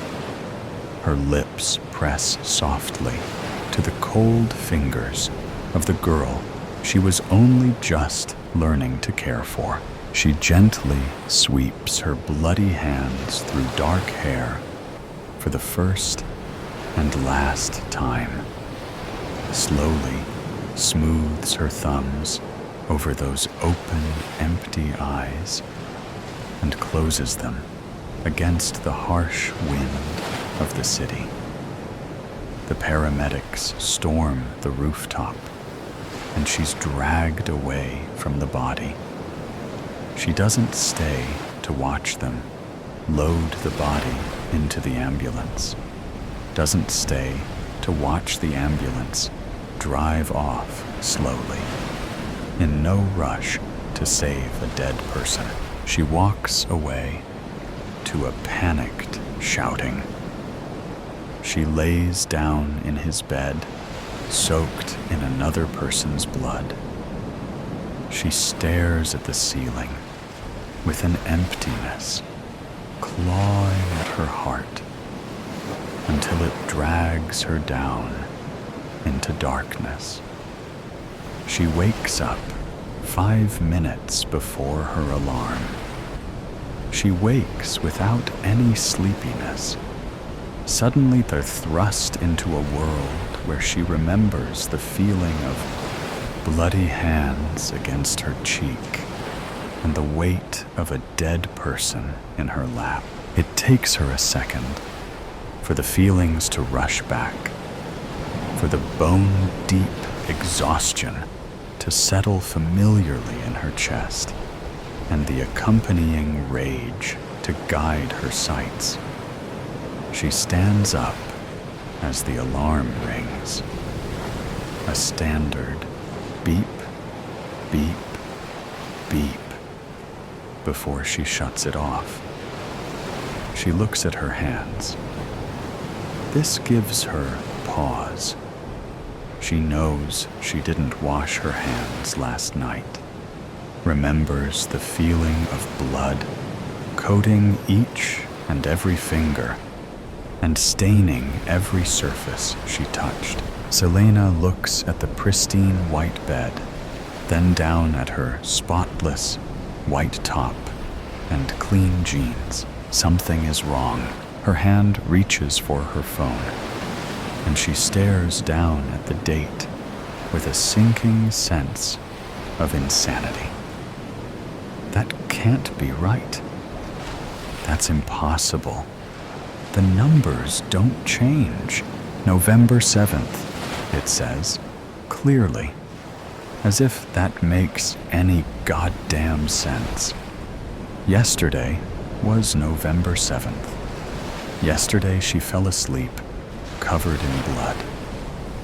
And yet, with a sudden ferocity, she finds her hands navigating the device, pulling up her contacts, and pressing firmly on a familiar name.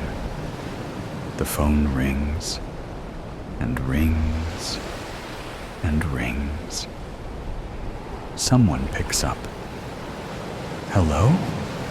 May says over the phone, her voice scratchy from sleep with an edge of worry. Her chest rattles with her next breath. His legs wobble, and she collapses onto her bed. "Hello?" May says louder, more alert, worried at the lack of response. "Hey," Silena says quietly.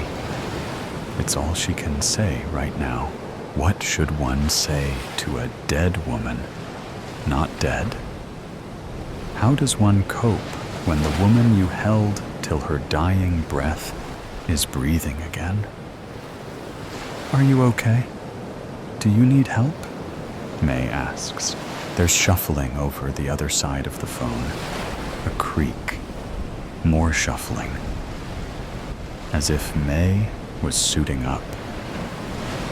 "I'm fine. It's nothing," she grits out.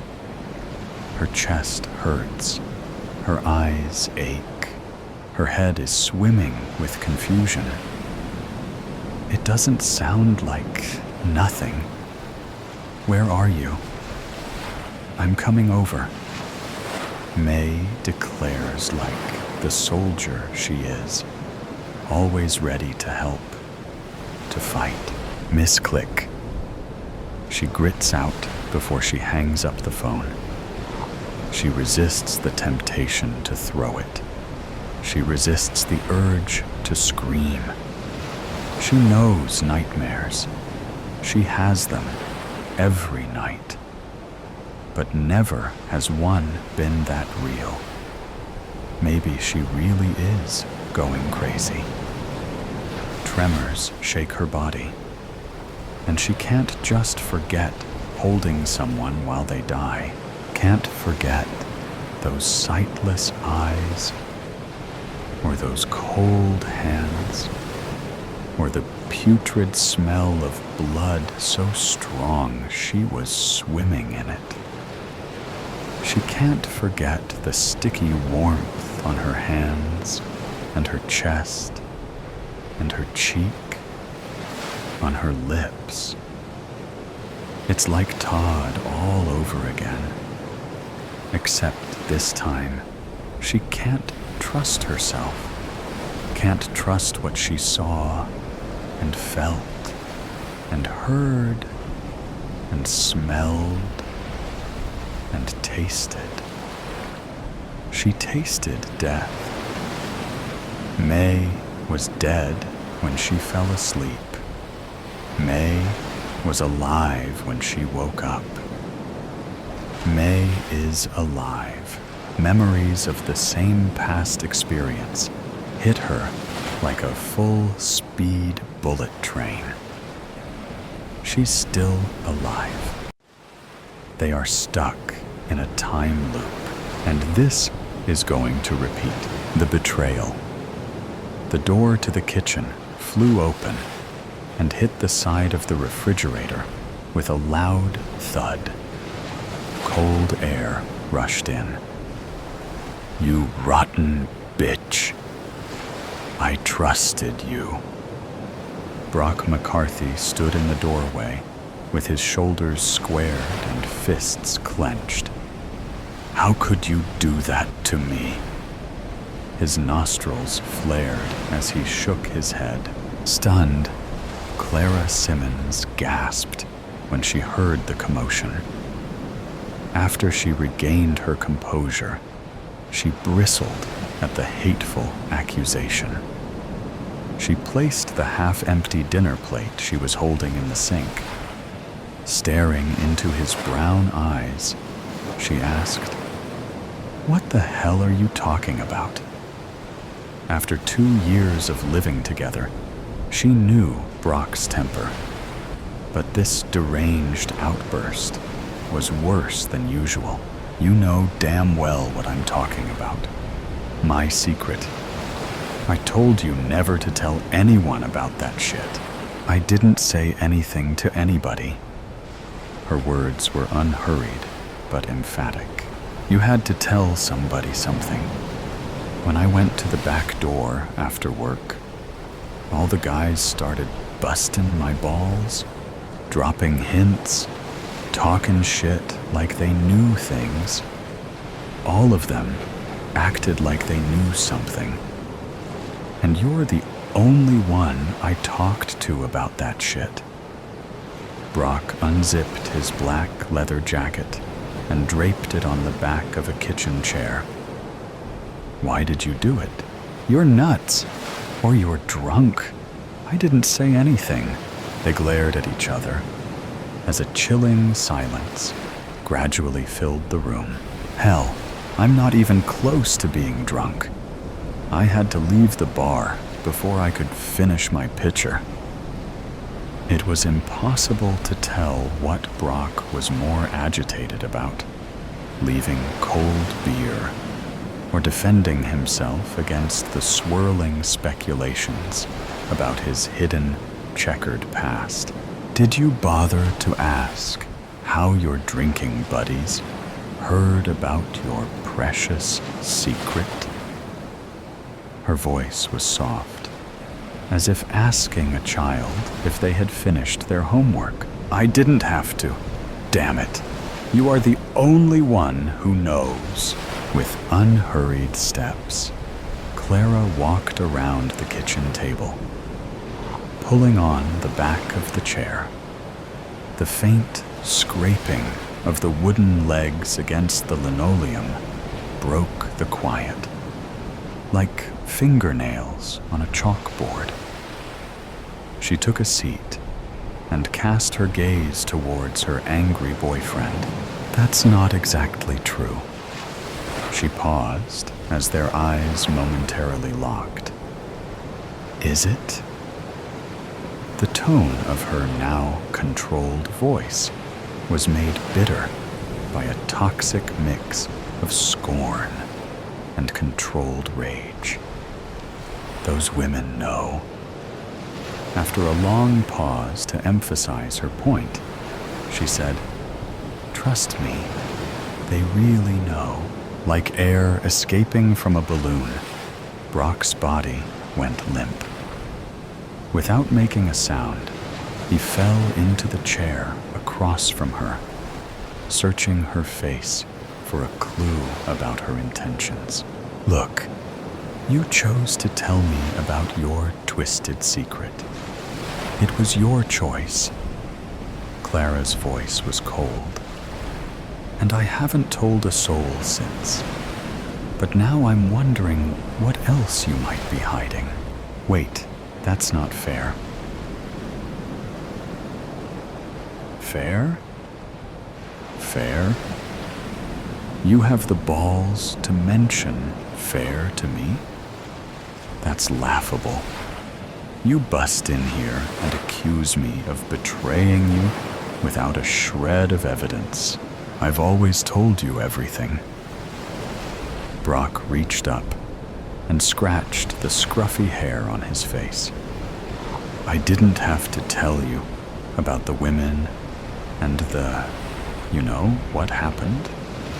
But I did. And now you expect me to carry the same guilt? Clara adjusted her glasses. No, of course not. It's not guilt, exactly. Not really. It's more like, I don't know how to explain it. They sat listening to the faint sound of the small clock on the oven, ticking away the minutes, like the shattered pieces of their failing relationship.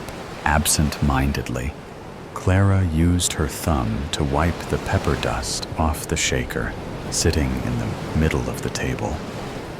Do you think one of the women, moved here? He took a long time to answer, as if he hated the power of what truth might do to him. It's possible. He bit the inside of his cheek a few times while he thought. Clara leaned back in her chair. So, what will you do? I mean, if you see one of them? She stifled a yawn as her composure returned. There's another possibility. What if one of those women sent their boyfriend to find you? like a trapper beating the bushes to get the snakes to show where they're hiding. Brock twisted his face into a scowl after he deciphered her meaning. Crap. He leaned back into his chair. He sat silent for a long moment. I've never even thought about that. It was always a slim possibility, I guess. Well, I think you had better start thinking about that possibility, because I never said a word to anyone, ever. Why would I? Brock pursed his lips and folded his arms in resignation. Holy shit. What are we going to do now? We? Are you seriously thinking this problem is a we thing? I didn't have anything to do with that shit. I wasn't there. I don't even know who they are. This is your ugly history, not mine. Always has been. I thought we were a couple. I thought we were, getting serious. Brock's voice conveyed desperation. Oh yeah, that was before you came in here and blamed me for something I didn't do. I don't think I want to stick around to see what else you might blame me for. No, babe, wait. You can't do that. Really? I'm sorry. I'm really sorry. Well, I guess you should have thought about that before you shoved open the kitchen door with a heart full of hate. I went from bitch to babe in 5 minutes, and I don't want to see how long it'll take next time. She placed her hands flat on the table. Calmly, she rose and ambled across the kitchen towards the bedroom. Stopping halfway, she turned and said, I don't want to become another secret in your long history of betrayals. Where I come from, love is all about trust. And you just lost mine. And now you're losing me. She turned and went into the bedroom and slammed the door. In the pastor's care. This story contains descriptions of violence. Franklin, Wyatt, had a voice that made people lean in, a voice you'd trust to guide you through a storm. In the sleepy town of Crosshaven, sometime in the mid-1980s, Franklin was more than a pastor. He was a caretaker for the foster kids no one else could handle, and a fixture at every town potluck. People saw Franklin as a quiet man with an unshakable sense of purpose. No one would have guessed he was running from a past darker than any storm cloud. Years ago, Franklin had done the unthinkable. He'd taken the lives of his wife, Elise, and his teenage daughter, Margaret.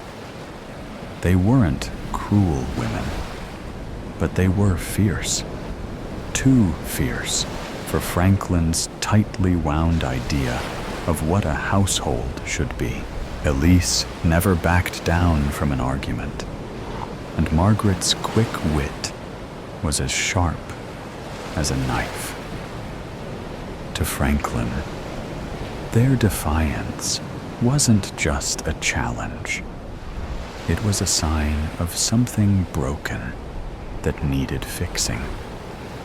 One thunderous night, in the heat of a feverish prayer, he believed he'd heard God's voice telling him how to save them. And so he acted, not out of rage, but a misguided conviction that he was doing right by them. Afterward, Franklin vanished. Back then, it was easier to slip through the cracks. No internet to trace your steps, no databases to cross-check your lies. Franklin reinvented himself as a pastor in Crosshaven.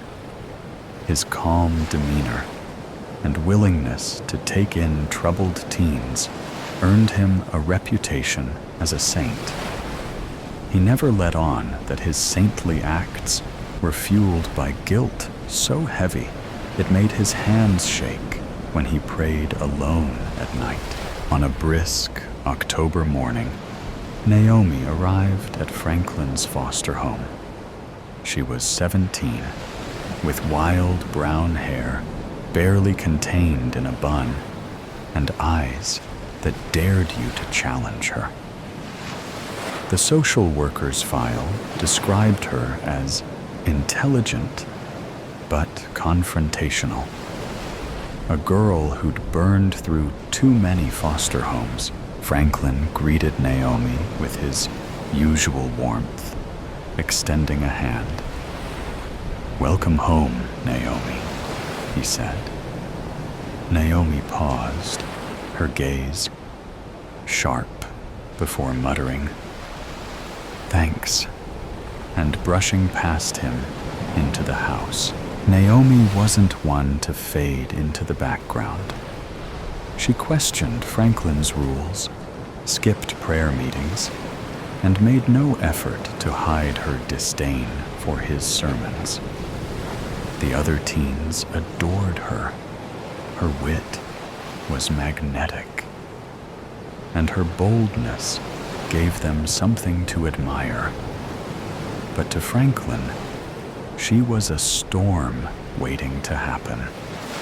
Her defiance brought back memories of Elise and Margaret. He saw the same fire in Naomi, and it kept him awake at night. One evening, Naomi came home late. Franklin was waiting in the kitchen, his Bible open on the table, and a single lamp casting long, flickering shadows. "We have rules here, Naomi," he said, his voice calm but heavy. Naomi dropped her backpack onto a chair and crossed her arms. "What are you gonna do? Kick me out?" "Go ahead." "It's not like I haven't heard it before." Franklin closed his Bible and stood, gripping the back of the chair in front of him. "I'm not here to punish you. I'm here to help you." Naomi rolled her eyes so hard, it was a wonder they didn't stick. "Save the speech, Pastor. You're not my dad, and you're definitely not my savior." With that, she turned and headed upstairs, leaving Franklin staring after her. That night, Franklin retreated to the basement, where he kept his tools and spent hours in prayer. The space smelled of sawdust and damp earth. As he knelt on the cold floor, his thoughts swirled. Naomi wasn't just another rebellious teen. She was a test, a reflection of everything he'd failed to fix before. If he couldn't save her, what did that say about him? About the choices he'd made? The next day, Franklin asked Naomi to join him in the basement after dinner. His house was quiet, save for the faint ticking of the old grandfather clock in the hallway. "I'd like to pray with you," he said, his tone steady but insistent. Naomi raised an eyebrow, her arms crossed. "What's this about?" "Finding peace," Franklin replied. He watched as she hesitated, then shrugged. and followed him downstairs. The basement was lit by a single bulb that cast harsh light over the cluttered space. Franklin gestured toward a wooden bench. Naomi sat, but kept her arms folded, her eyes scanning the room. "All right," Naomi said, her voice tinged with sarcasm. "Let's hear it." Franklin stood before her, gripping his Bible. "This isn't just about prayer," Franklin began, his voice trembling. "It's about saving your soul." Naomi narrowed her eyes. "Yeah, no, I'm out." She stood to leave, but Franklin blocked her path. "Sit down," he said, his voice low and urgent. "What the hell is wrong with you?" Naomi snapped, her voice rising. She tried to push past him, but Franklin grabbed her shoulders. At that moment, he saw Elise and Margaret, their faces blurred together with Naomi's. The anger, the defiance, the hurt. It was too much. Everything that happened next was a blur. When it was over, Naomi lay still on the cold basement floor.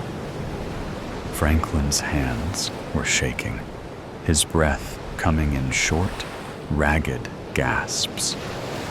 He knelt beside her, tears streaming down his face. "I'm sorry," he whispered. "I'm so sorry." The next day, Franklin buried Naomi in the woods, spinning a tale about her running away. The other teens believed him. Why wouldn't they? He was their rock, their guide. Residents of Crosshaven rallied around him, offering condolences and praising his patience. It was almost enough to make him believe his own lies. That evening, Franklin sat alone in the darkened living room, the weight of his sins pressing down on him. For a moment, he thought about turning himself in. But before Franklin could act, the phone rang. "Pastor Wyatt?" the voice on the other end said. "We've got a new placement for you. A teenage girl, 15. She's had a rough go of it, but we think she'd do well in your home." Franklin closed his eyes and let out a slow breath.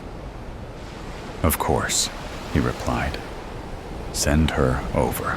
When the girl arrived a few days later, Franklin met her at the door. She was small for her age, with wary eyes and a scowl that could cut glass.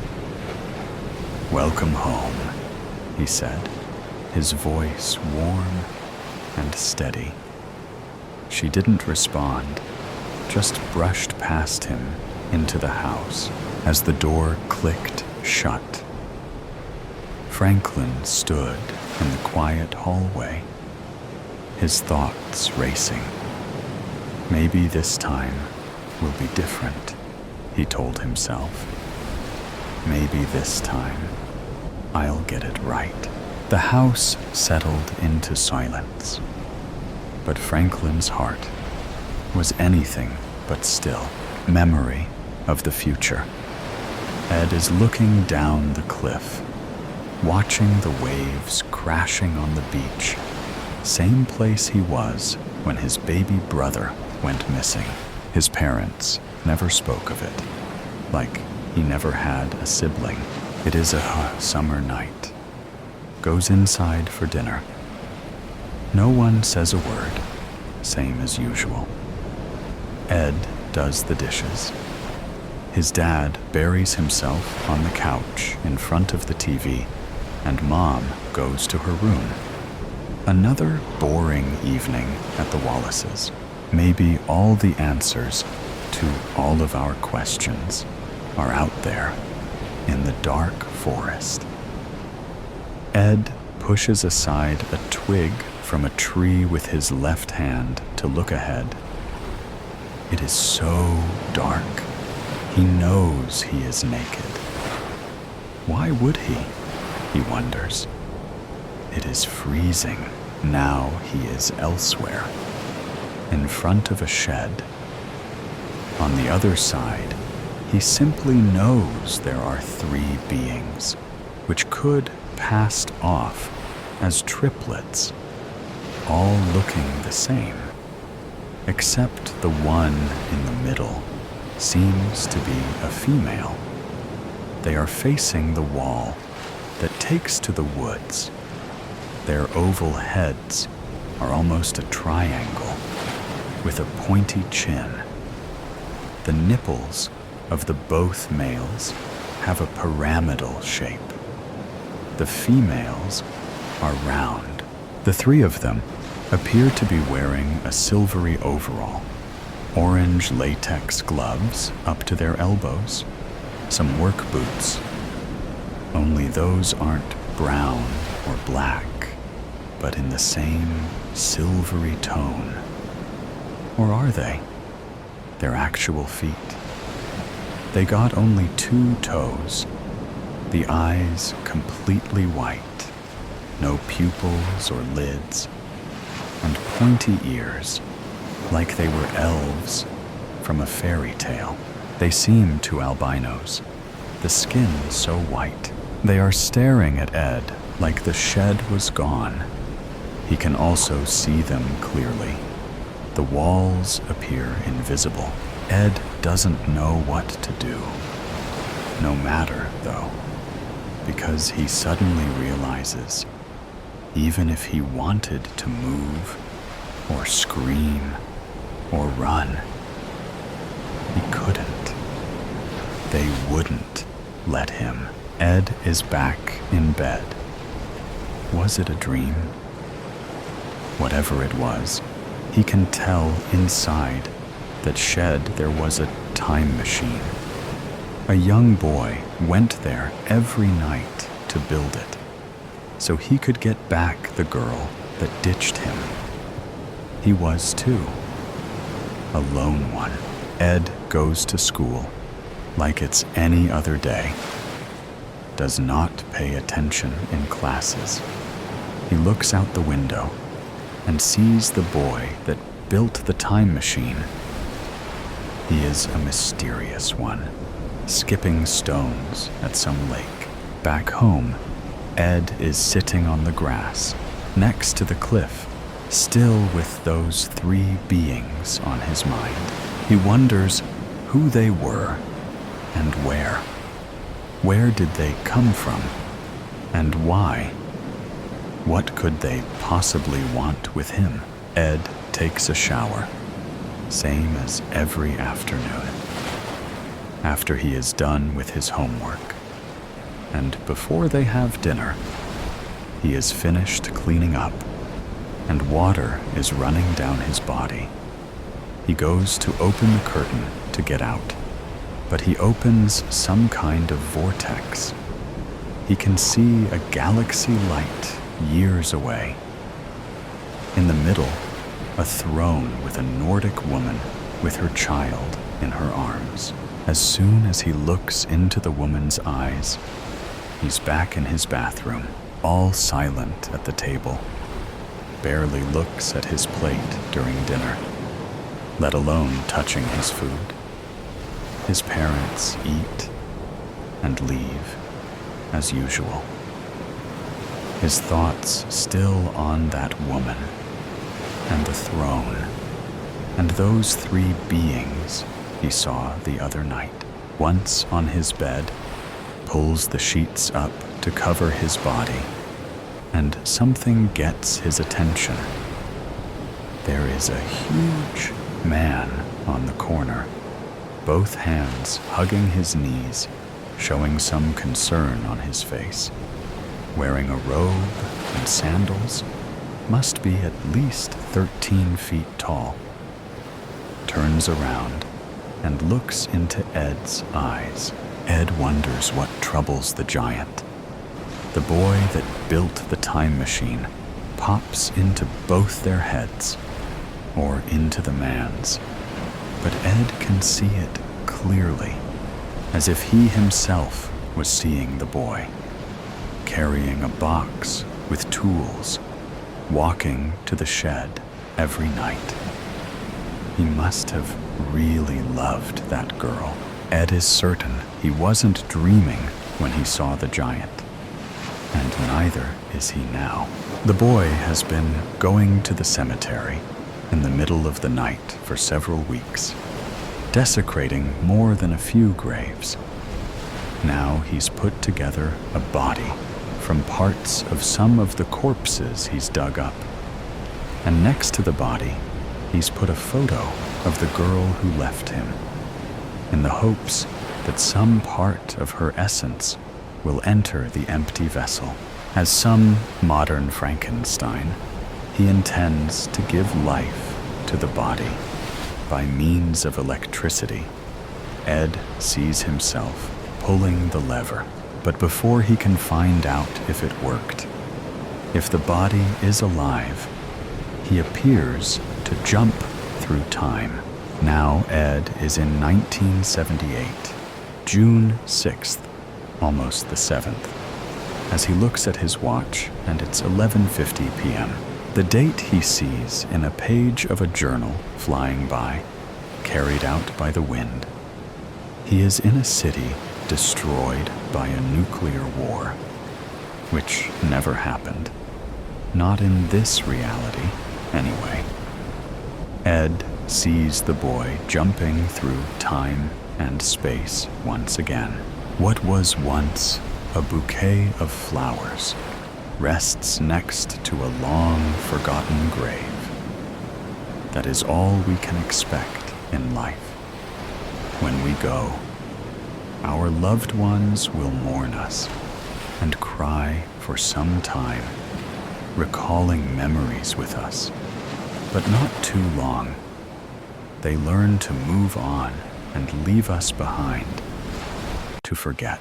Ed just knows the boy was never born, not in this reality. The boy just wanted peace and kept himself from being born. There is no grave, no tomb, no resting place for the boy. He is now at peace, wherever he may be. From out of nowhere, a girl appears. As white as snow, her skin is, dark as ebony, her long hair. There is no exit for her. She's on the edge of the precipice, a man getting closer, no options left. To live or to be free, that's the end of the road for the girl. She jumps to her own demise, feeling like she cab fly for a few seconds, and then the sea. She turns into sea foam. She appears to be floating on the ocean, feeling but peace and quiet. Another man comes into the scene. He was on the beach and comes to the girl. He looks into her blue eyes. Suddenly, it is Ed looking into those eyes, and then it's the firmament and the cold space. It starts raining, and Ed can see the drops falling to floor, and the tombs, the cemetery again. The abandoned and long-forgotten grave's tombstone reads, Carola Duval. Was it all a dream? Is Ed wondering when he starts an astral travel? Feels himself leaving his body, only it's not him, but a boy he's seen before. Somewhere in dreams, perhaps. Ed sees the boy getting back in his body, as three tall beings with elephant-like skin stand next to him. Those beings have rat-gray skin, huge black eyes, no iris or retina, just pupil, no nose, no mouth, oval heads. The boy covers his head with the sheets, hoping they will leave soon. Now Ed finds himself in his own room, his head covered, those beings next to him. Through the sheets, he can see blue lights and begins floating above his bed. And now he is the one hoping they leave. Ed wakes up a little dizzy and having no idea what that all was. When did they leave? Did they do something to him? He takes a shower, gets downstairs, and grabs a glass with orange juice and goes to school. Again, he pays no attention to his class or classmates. During lunch, sitting with his friends, they are all laughing and talking, and he's just gone. He remembers when the last pandemic happened. He dreamed of a guy meeting three shadowy figures. Never gave it much thought, but now he wonders if that was a dream at all. And is it somehow related to what he's been seeing in dreams? "Are you here?" asks his mom, when once again he hasn't touched his food. He's playing with his fork and some peas. He found himself staring at a girl in some Greek ruins. Ed goes to bed early. He is staring at the ceiling, not thinking of anything. He doesn't even notice when he falls asleep. Or is he? Through the corner of his right eye, he sees three green-skinned beings, 4 feet tall, tops. They were there a second before. Now, they're gone. It is 3:15 a.m. And he falls asleep once more. He is just a child, 4, 5 years old, playing in the park, his mom holding his baby brother's hand. Now his mom goes to the ice cream truck while he watches his brother. It is now late and dark, all three of them walking home. His dad is there, waiting for them. And those three eye beings in front of them, his baby brother, they take with them. And his parents never talked about him again, like he never existed. He didn't exist, not in this reality anyway. The female being speaks, or rather, prints it on Ed's mind. They do not move their mouths. "Your brother has a bigger fate," speaks the being on the left. "How can you?" asks Ed inside his head. "We can see your thoughts," says the being on the right. "And you can see ours," adds the one on the left. "You had no sibling in this life.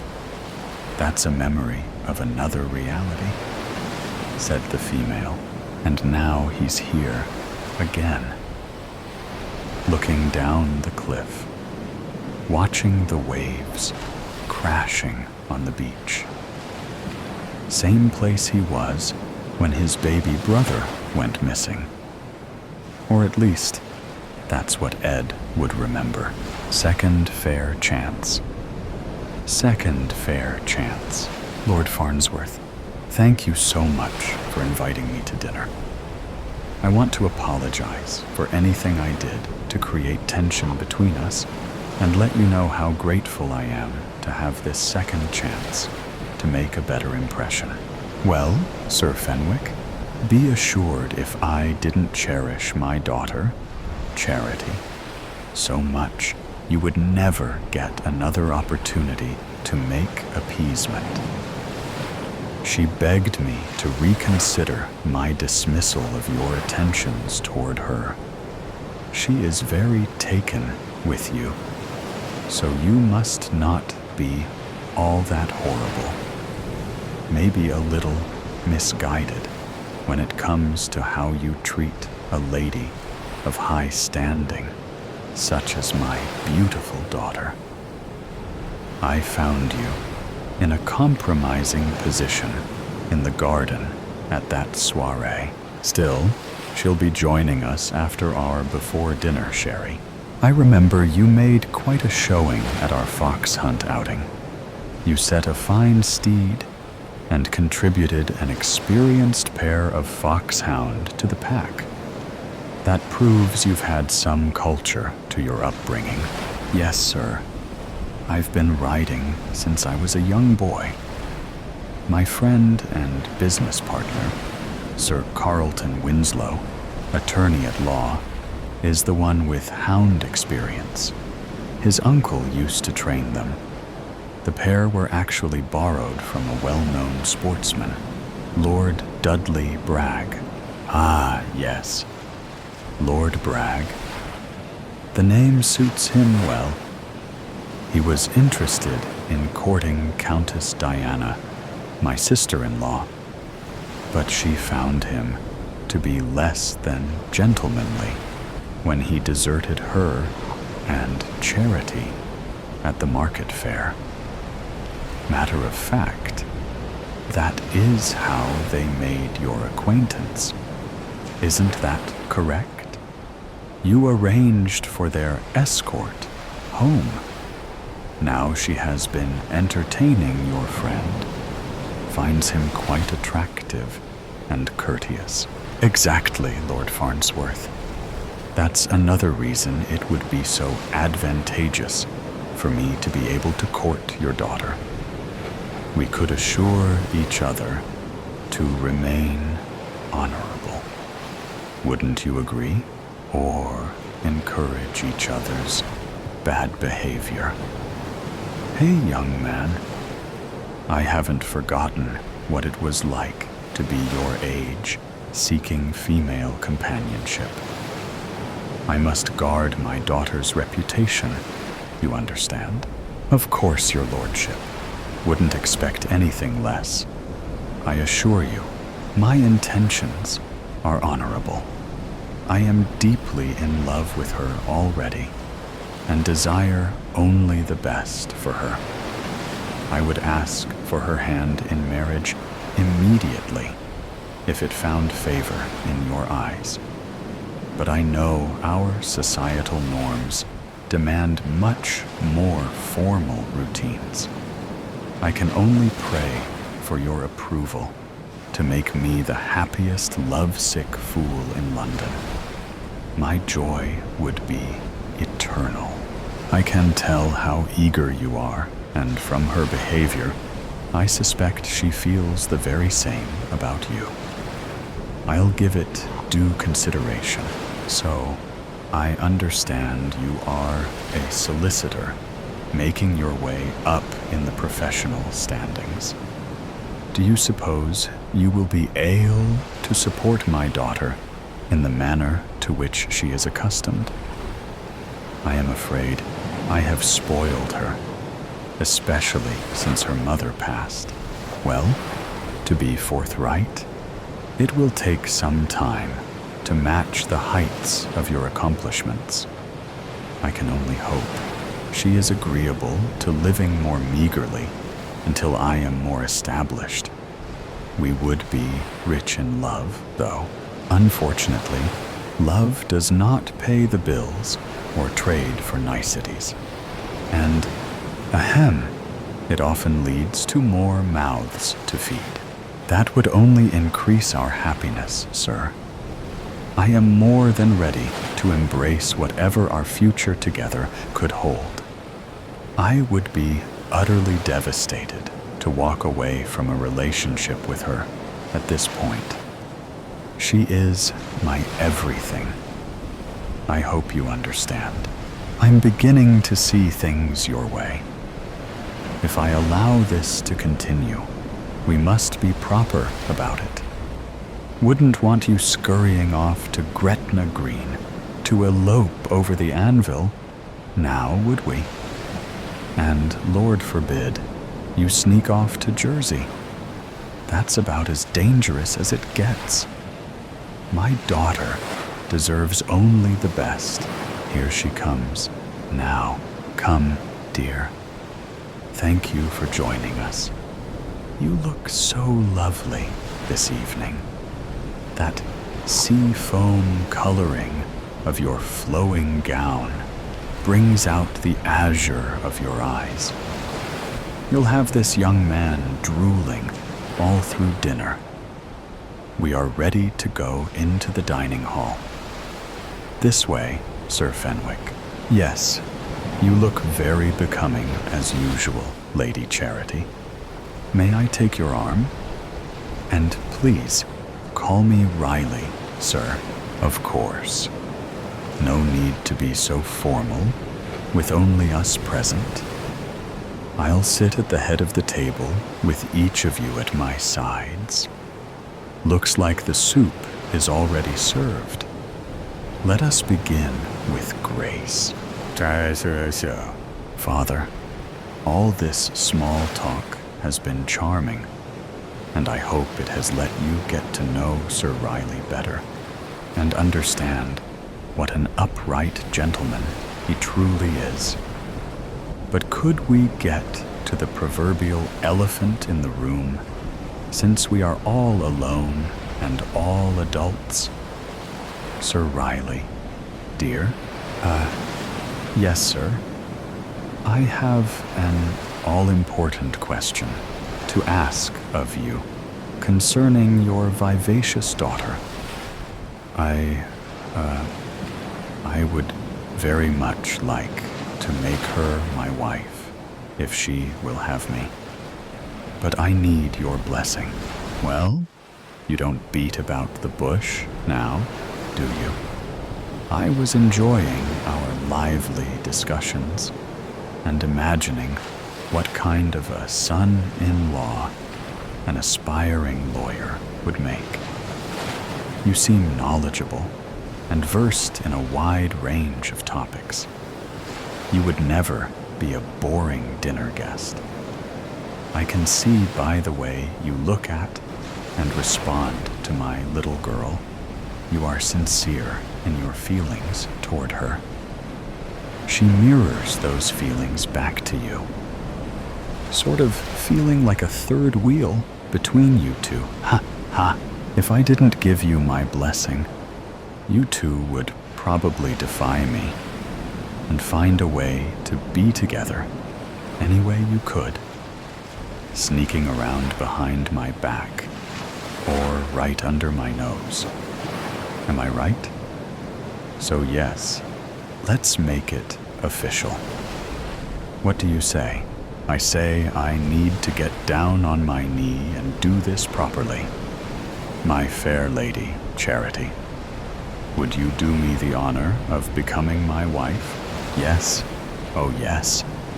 Thought you would never ask. Mother, dearest. Annie, I'm so sorry. I totally forgot about this weekend. I'm really unwell, so I probably couldn't have made it anyway. If you can wait, I'll help you next weekend.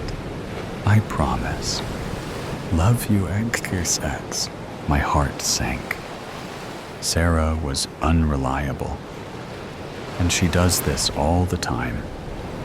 But I really thought she'd come through this time.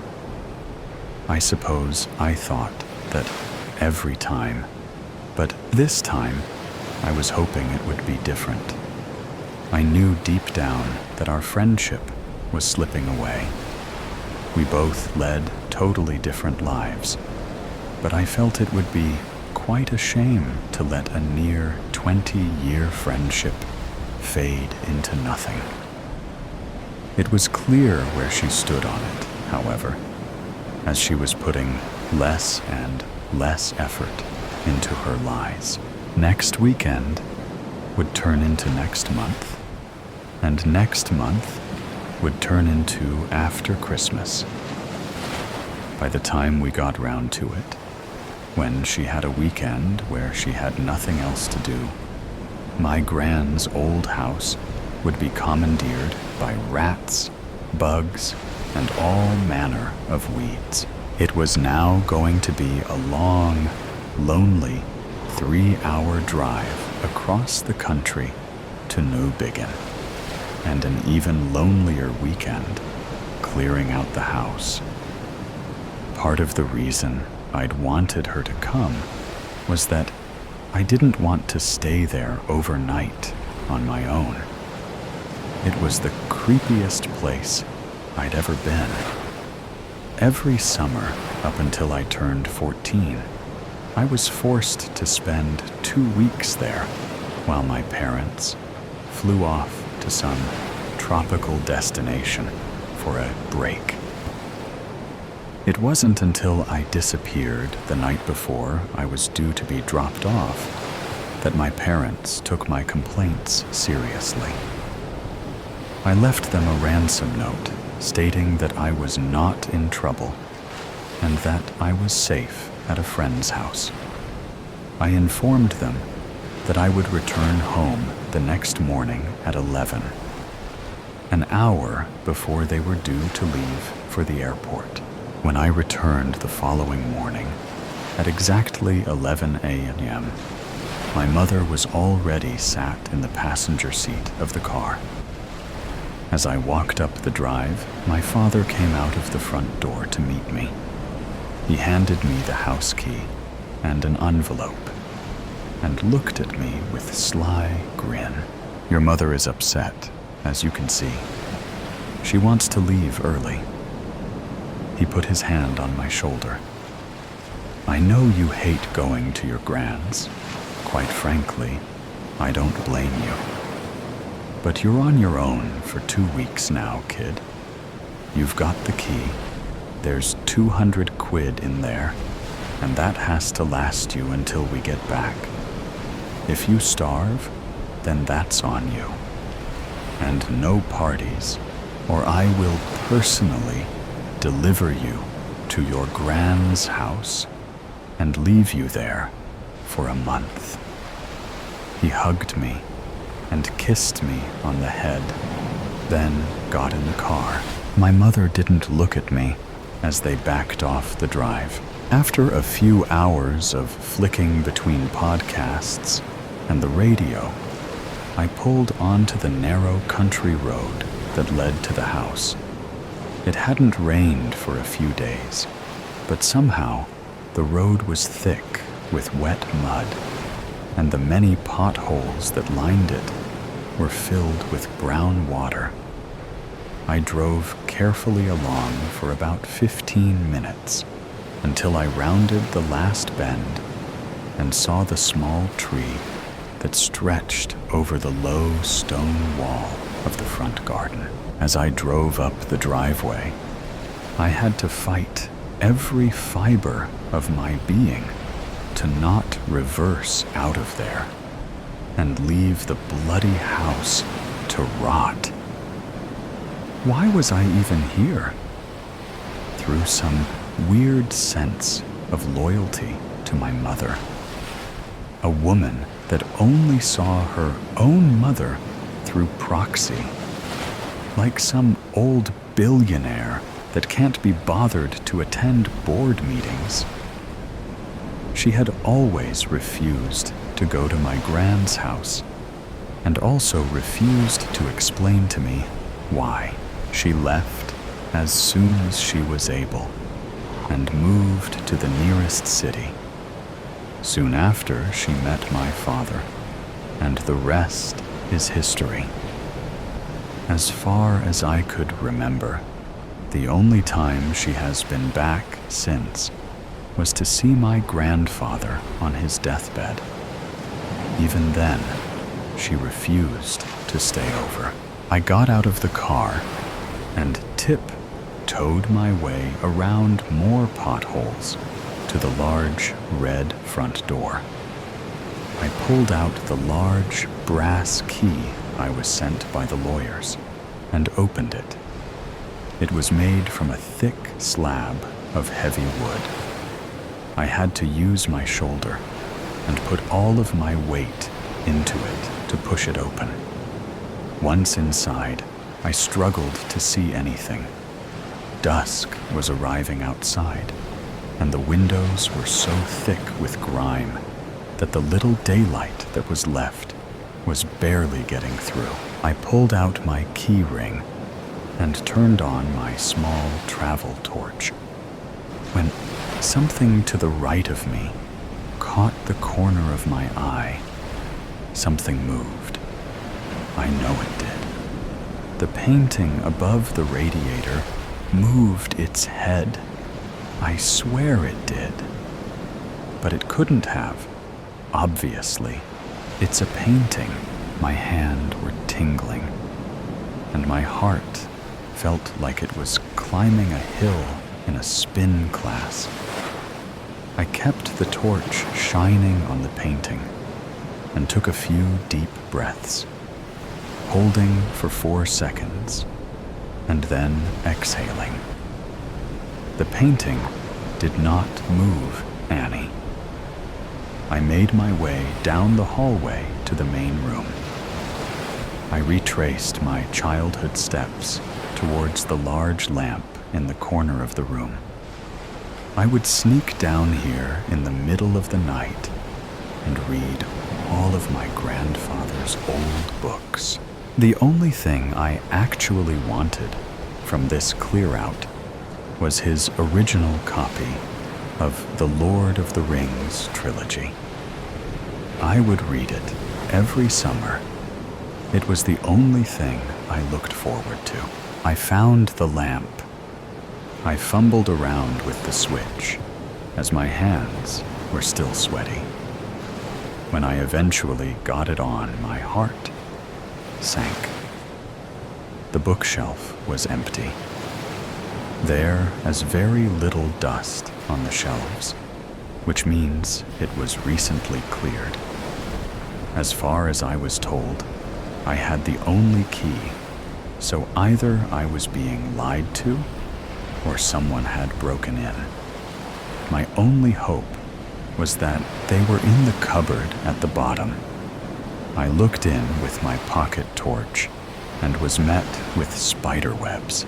I made to stand up, but something stopped me in my tracks.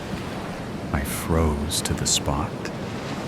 My eyes widened to the point where I thought they might fall out. I held my breath. Silence surrounded me until I heard it again. It pierced through my chest. I wanted to scream, to heave open the huge door and leave without looking back. But something kept me there. I slowly turned around. I tried to silently creep through the room, over to the bottom of the large wooden staircase in the middle of the grand hallway. But with every step came a creak from the ancient floorboards. Each creak of the floorboards seemed to reverberate up my spine. My head was fizzing. I reached the entrance back into the hallway, and I could still hear the laugh. It was coming from upstairs. I was drenched with sweat. I could almost feel the drops leaving my pores. My cortisol levels must have been breaking all sorts of records. This is insane. Why am I going up the stairs? At the top of the stairs, the main bedroom and the bathroom were to the right. On the left was my mother's old bedroom, the bedroom that I inherited during those dreaded summers. I waited at the top and held my breath, listening for the laughter. If this was all a game by some silly country kids, they would be lucky to leave with all of their fingers. After a few seconds, I heard it. It was coming from my mother's old room. Enough sneaking about, I leapt up the final stair and burst into the room. Empty. I listened again, but the laughter had stopped. I shone the torch around the room. I had to take a second to think back, to make sure I was remembering things right, as the room looked totally different to the last time I was here. It had been turned into a shrine for my mother. There was pictures of her everywhere, some with her parents, some with my father. There was one of her holding me as a newborn, some with her and friends. All of her old toys were dotted around the room on shelves and drawers. Old medals and school certificates were stuck to the walls. I didn't understand. Why would my grandmother do this? My mother always told me she was cold and distant, never showed any real affection. I always believed her, as that was exactly how she was with me. This made no sense, but who else would do it if it wasn't her? I picked up a photo of my mother as a baby. I looked exactly like her at that age. I almost had time to form a smile before being shocked so much. I dropped the picture and smashed the glass. Bright lights were flashing in through the window, almost as if someone was speaking Morse code. I made my way over to the window and saw that the light was coming from the headlights of my car. Shit. I must have left them on. I hope the battery isn't going flat. I rummaged around in my pockets for my keys until I realized I had them in my hand as I was using the pocket torch I made to turn around, when I felt an ice-cold hand grip the back of my neck. I swung my arm around violently, elbow first, hoping to connect hard with whoever had grabbed me. I didn't connect, so I swung my arms around, hoping to land any sort of blow, just enough for me to create some space and get out. I swung and kicked, but hit nothing. There was no one there. I shook my head and repeated the same breathing exercises as I had performed in front of the painting downstairs before walking over to the door. I need to leave now. And I do mean now. Don't leave me, Annie. My fingers froze around the door handle as if it was covered in super glue. Please don't leave me, Annie. Stay here and play with me. I shone the torch up to where I heard the voice. I tried to scream. I had to scream. If I didn't scream, my head was going to explode. My mother was sat up in her bed, clutching her childhood doll. Don't go out there. If you go out there, you'll die. I don't want you to die, Annie. I want you to stay here with me forever. The scream finally left me. It left me with more force than anything I have ever felt in my life. The whole room seemed to shake. I screamed until every last breath had left my lungs.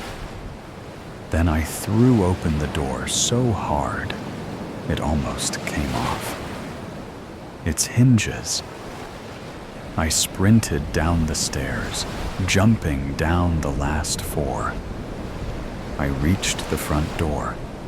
I hadn't locked it when I'd came in, so I twisted the large brass handle and pulled. I couldn't use my weight to push it open this time, so I opened it as far as I could, then squeezed my fingers into the opening so I could have a better grip on the door to pull. I heard the laughter again. It was getting louder, which meant it was getting closer. "Annie, don't be silly. You'll die out there. Stay with me." I pulled and pulled. I eventually put my foot in the gap and pushed the door back with my heel. Once there was enough space, I squeezed through, then sprinted over to my car, swinging the door open, then diving in. I turned the key once, twice. On the 3rd time it worked. I put it into gear, ripped the handbrake down, span around, and drove straight through the closed gate.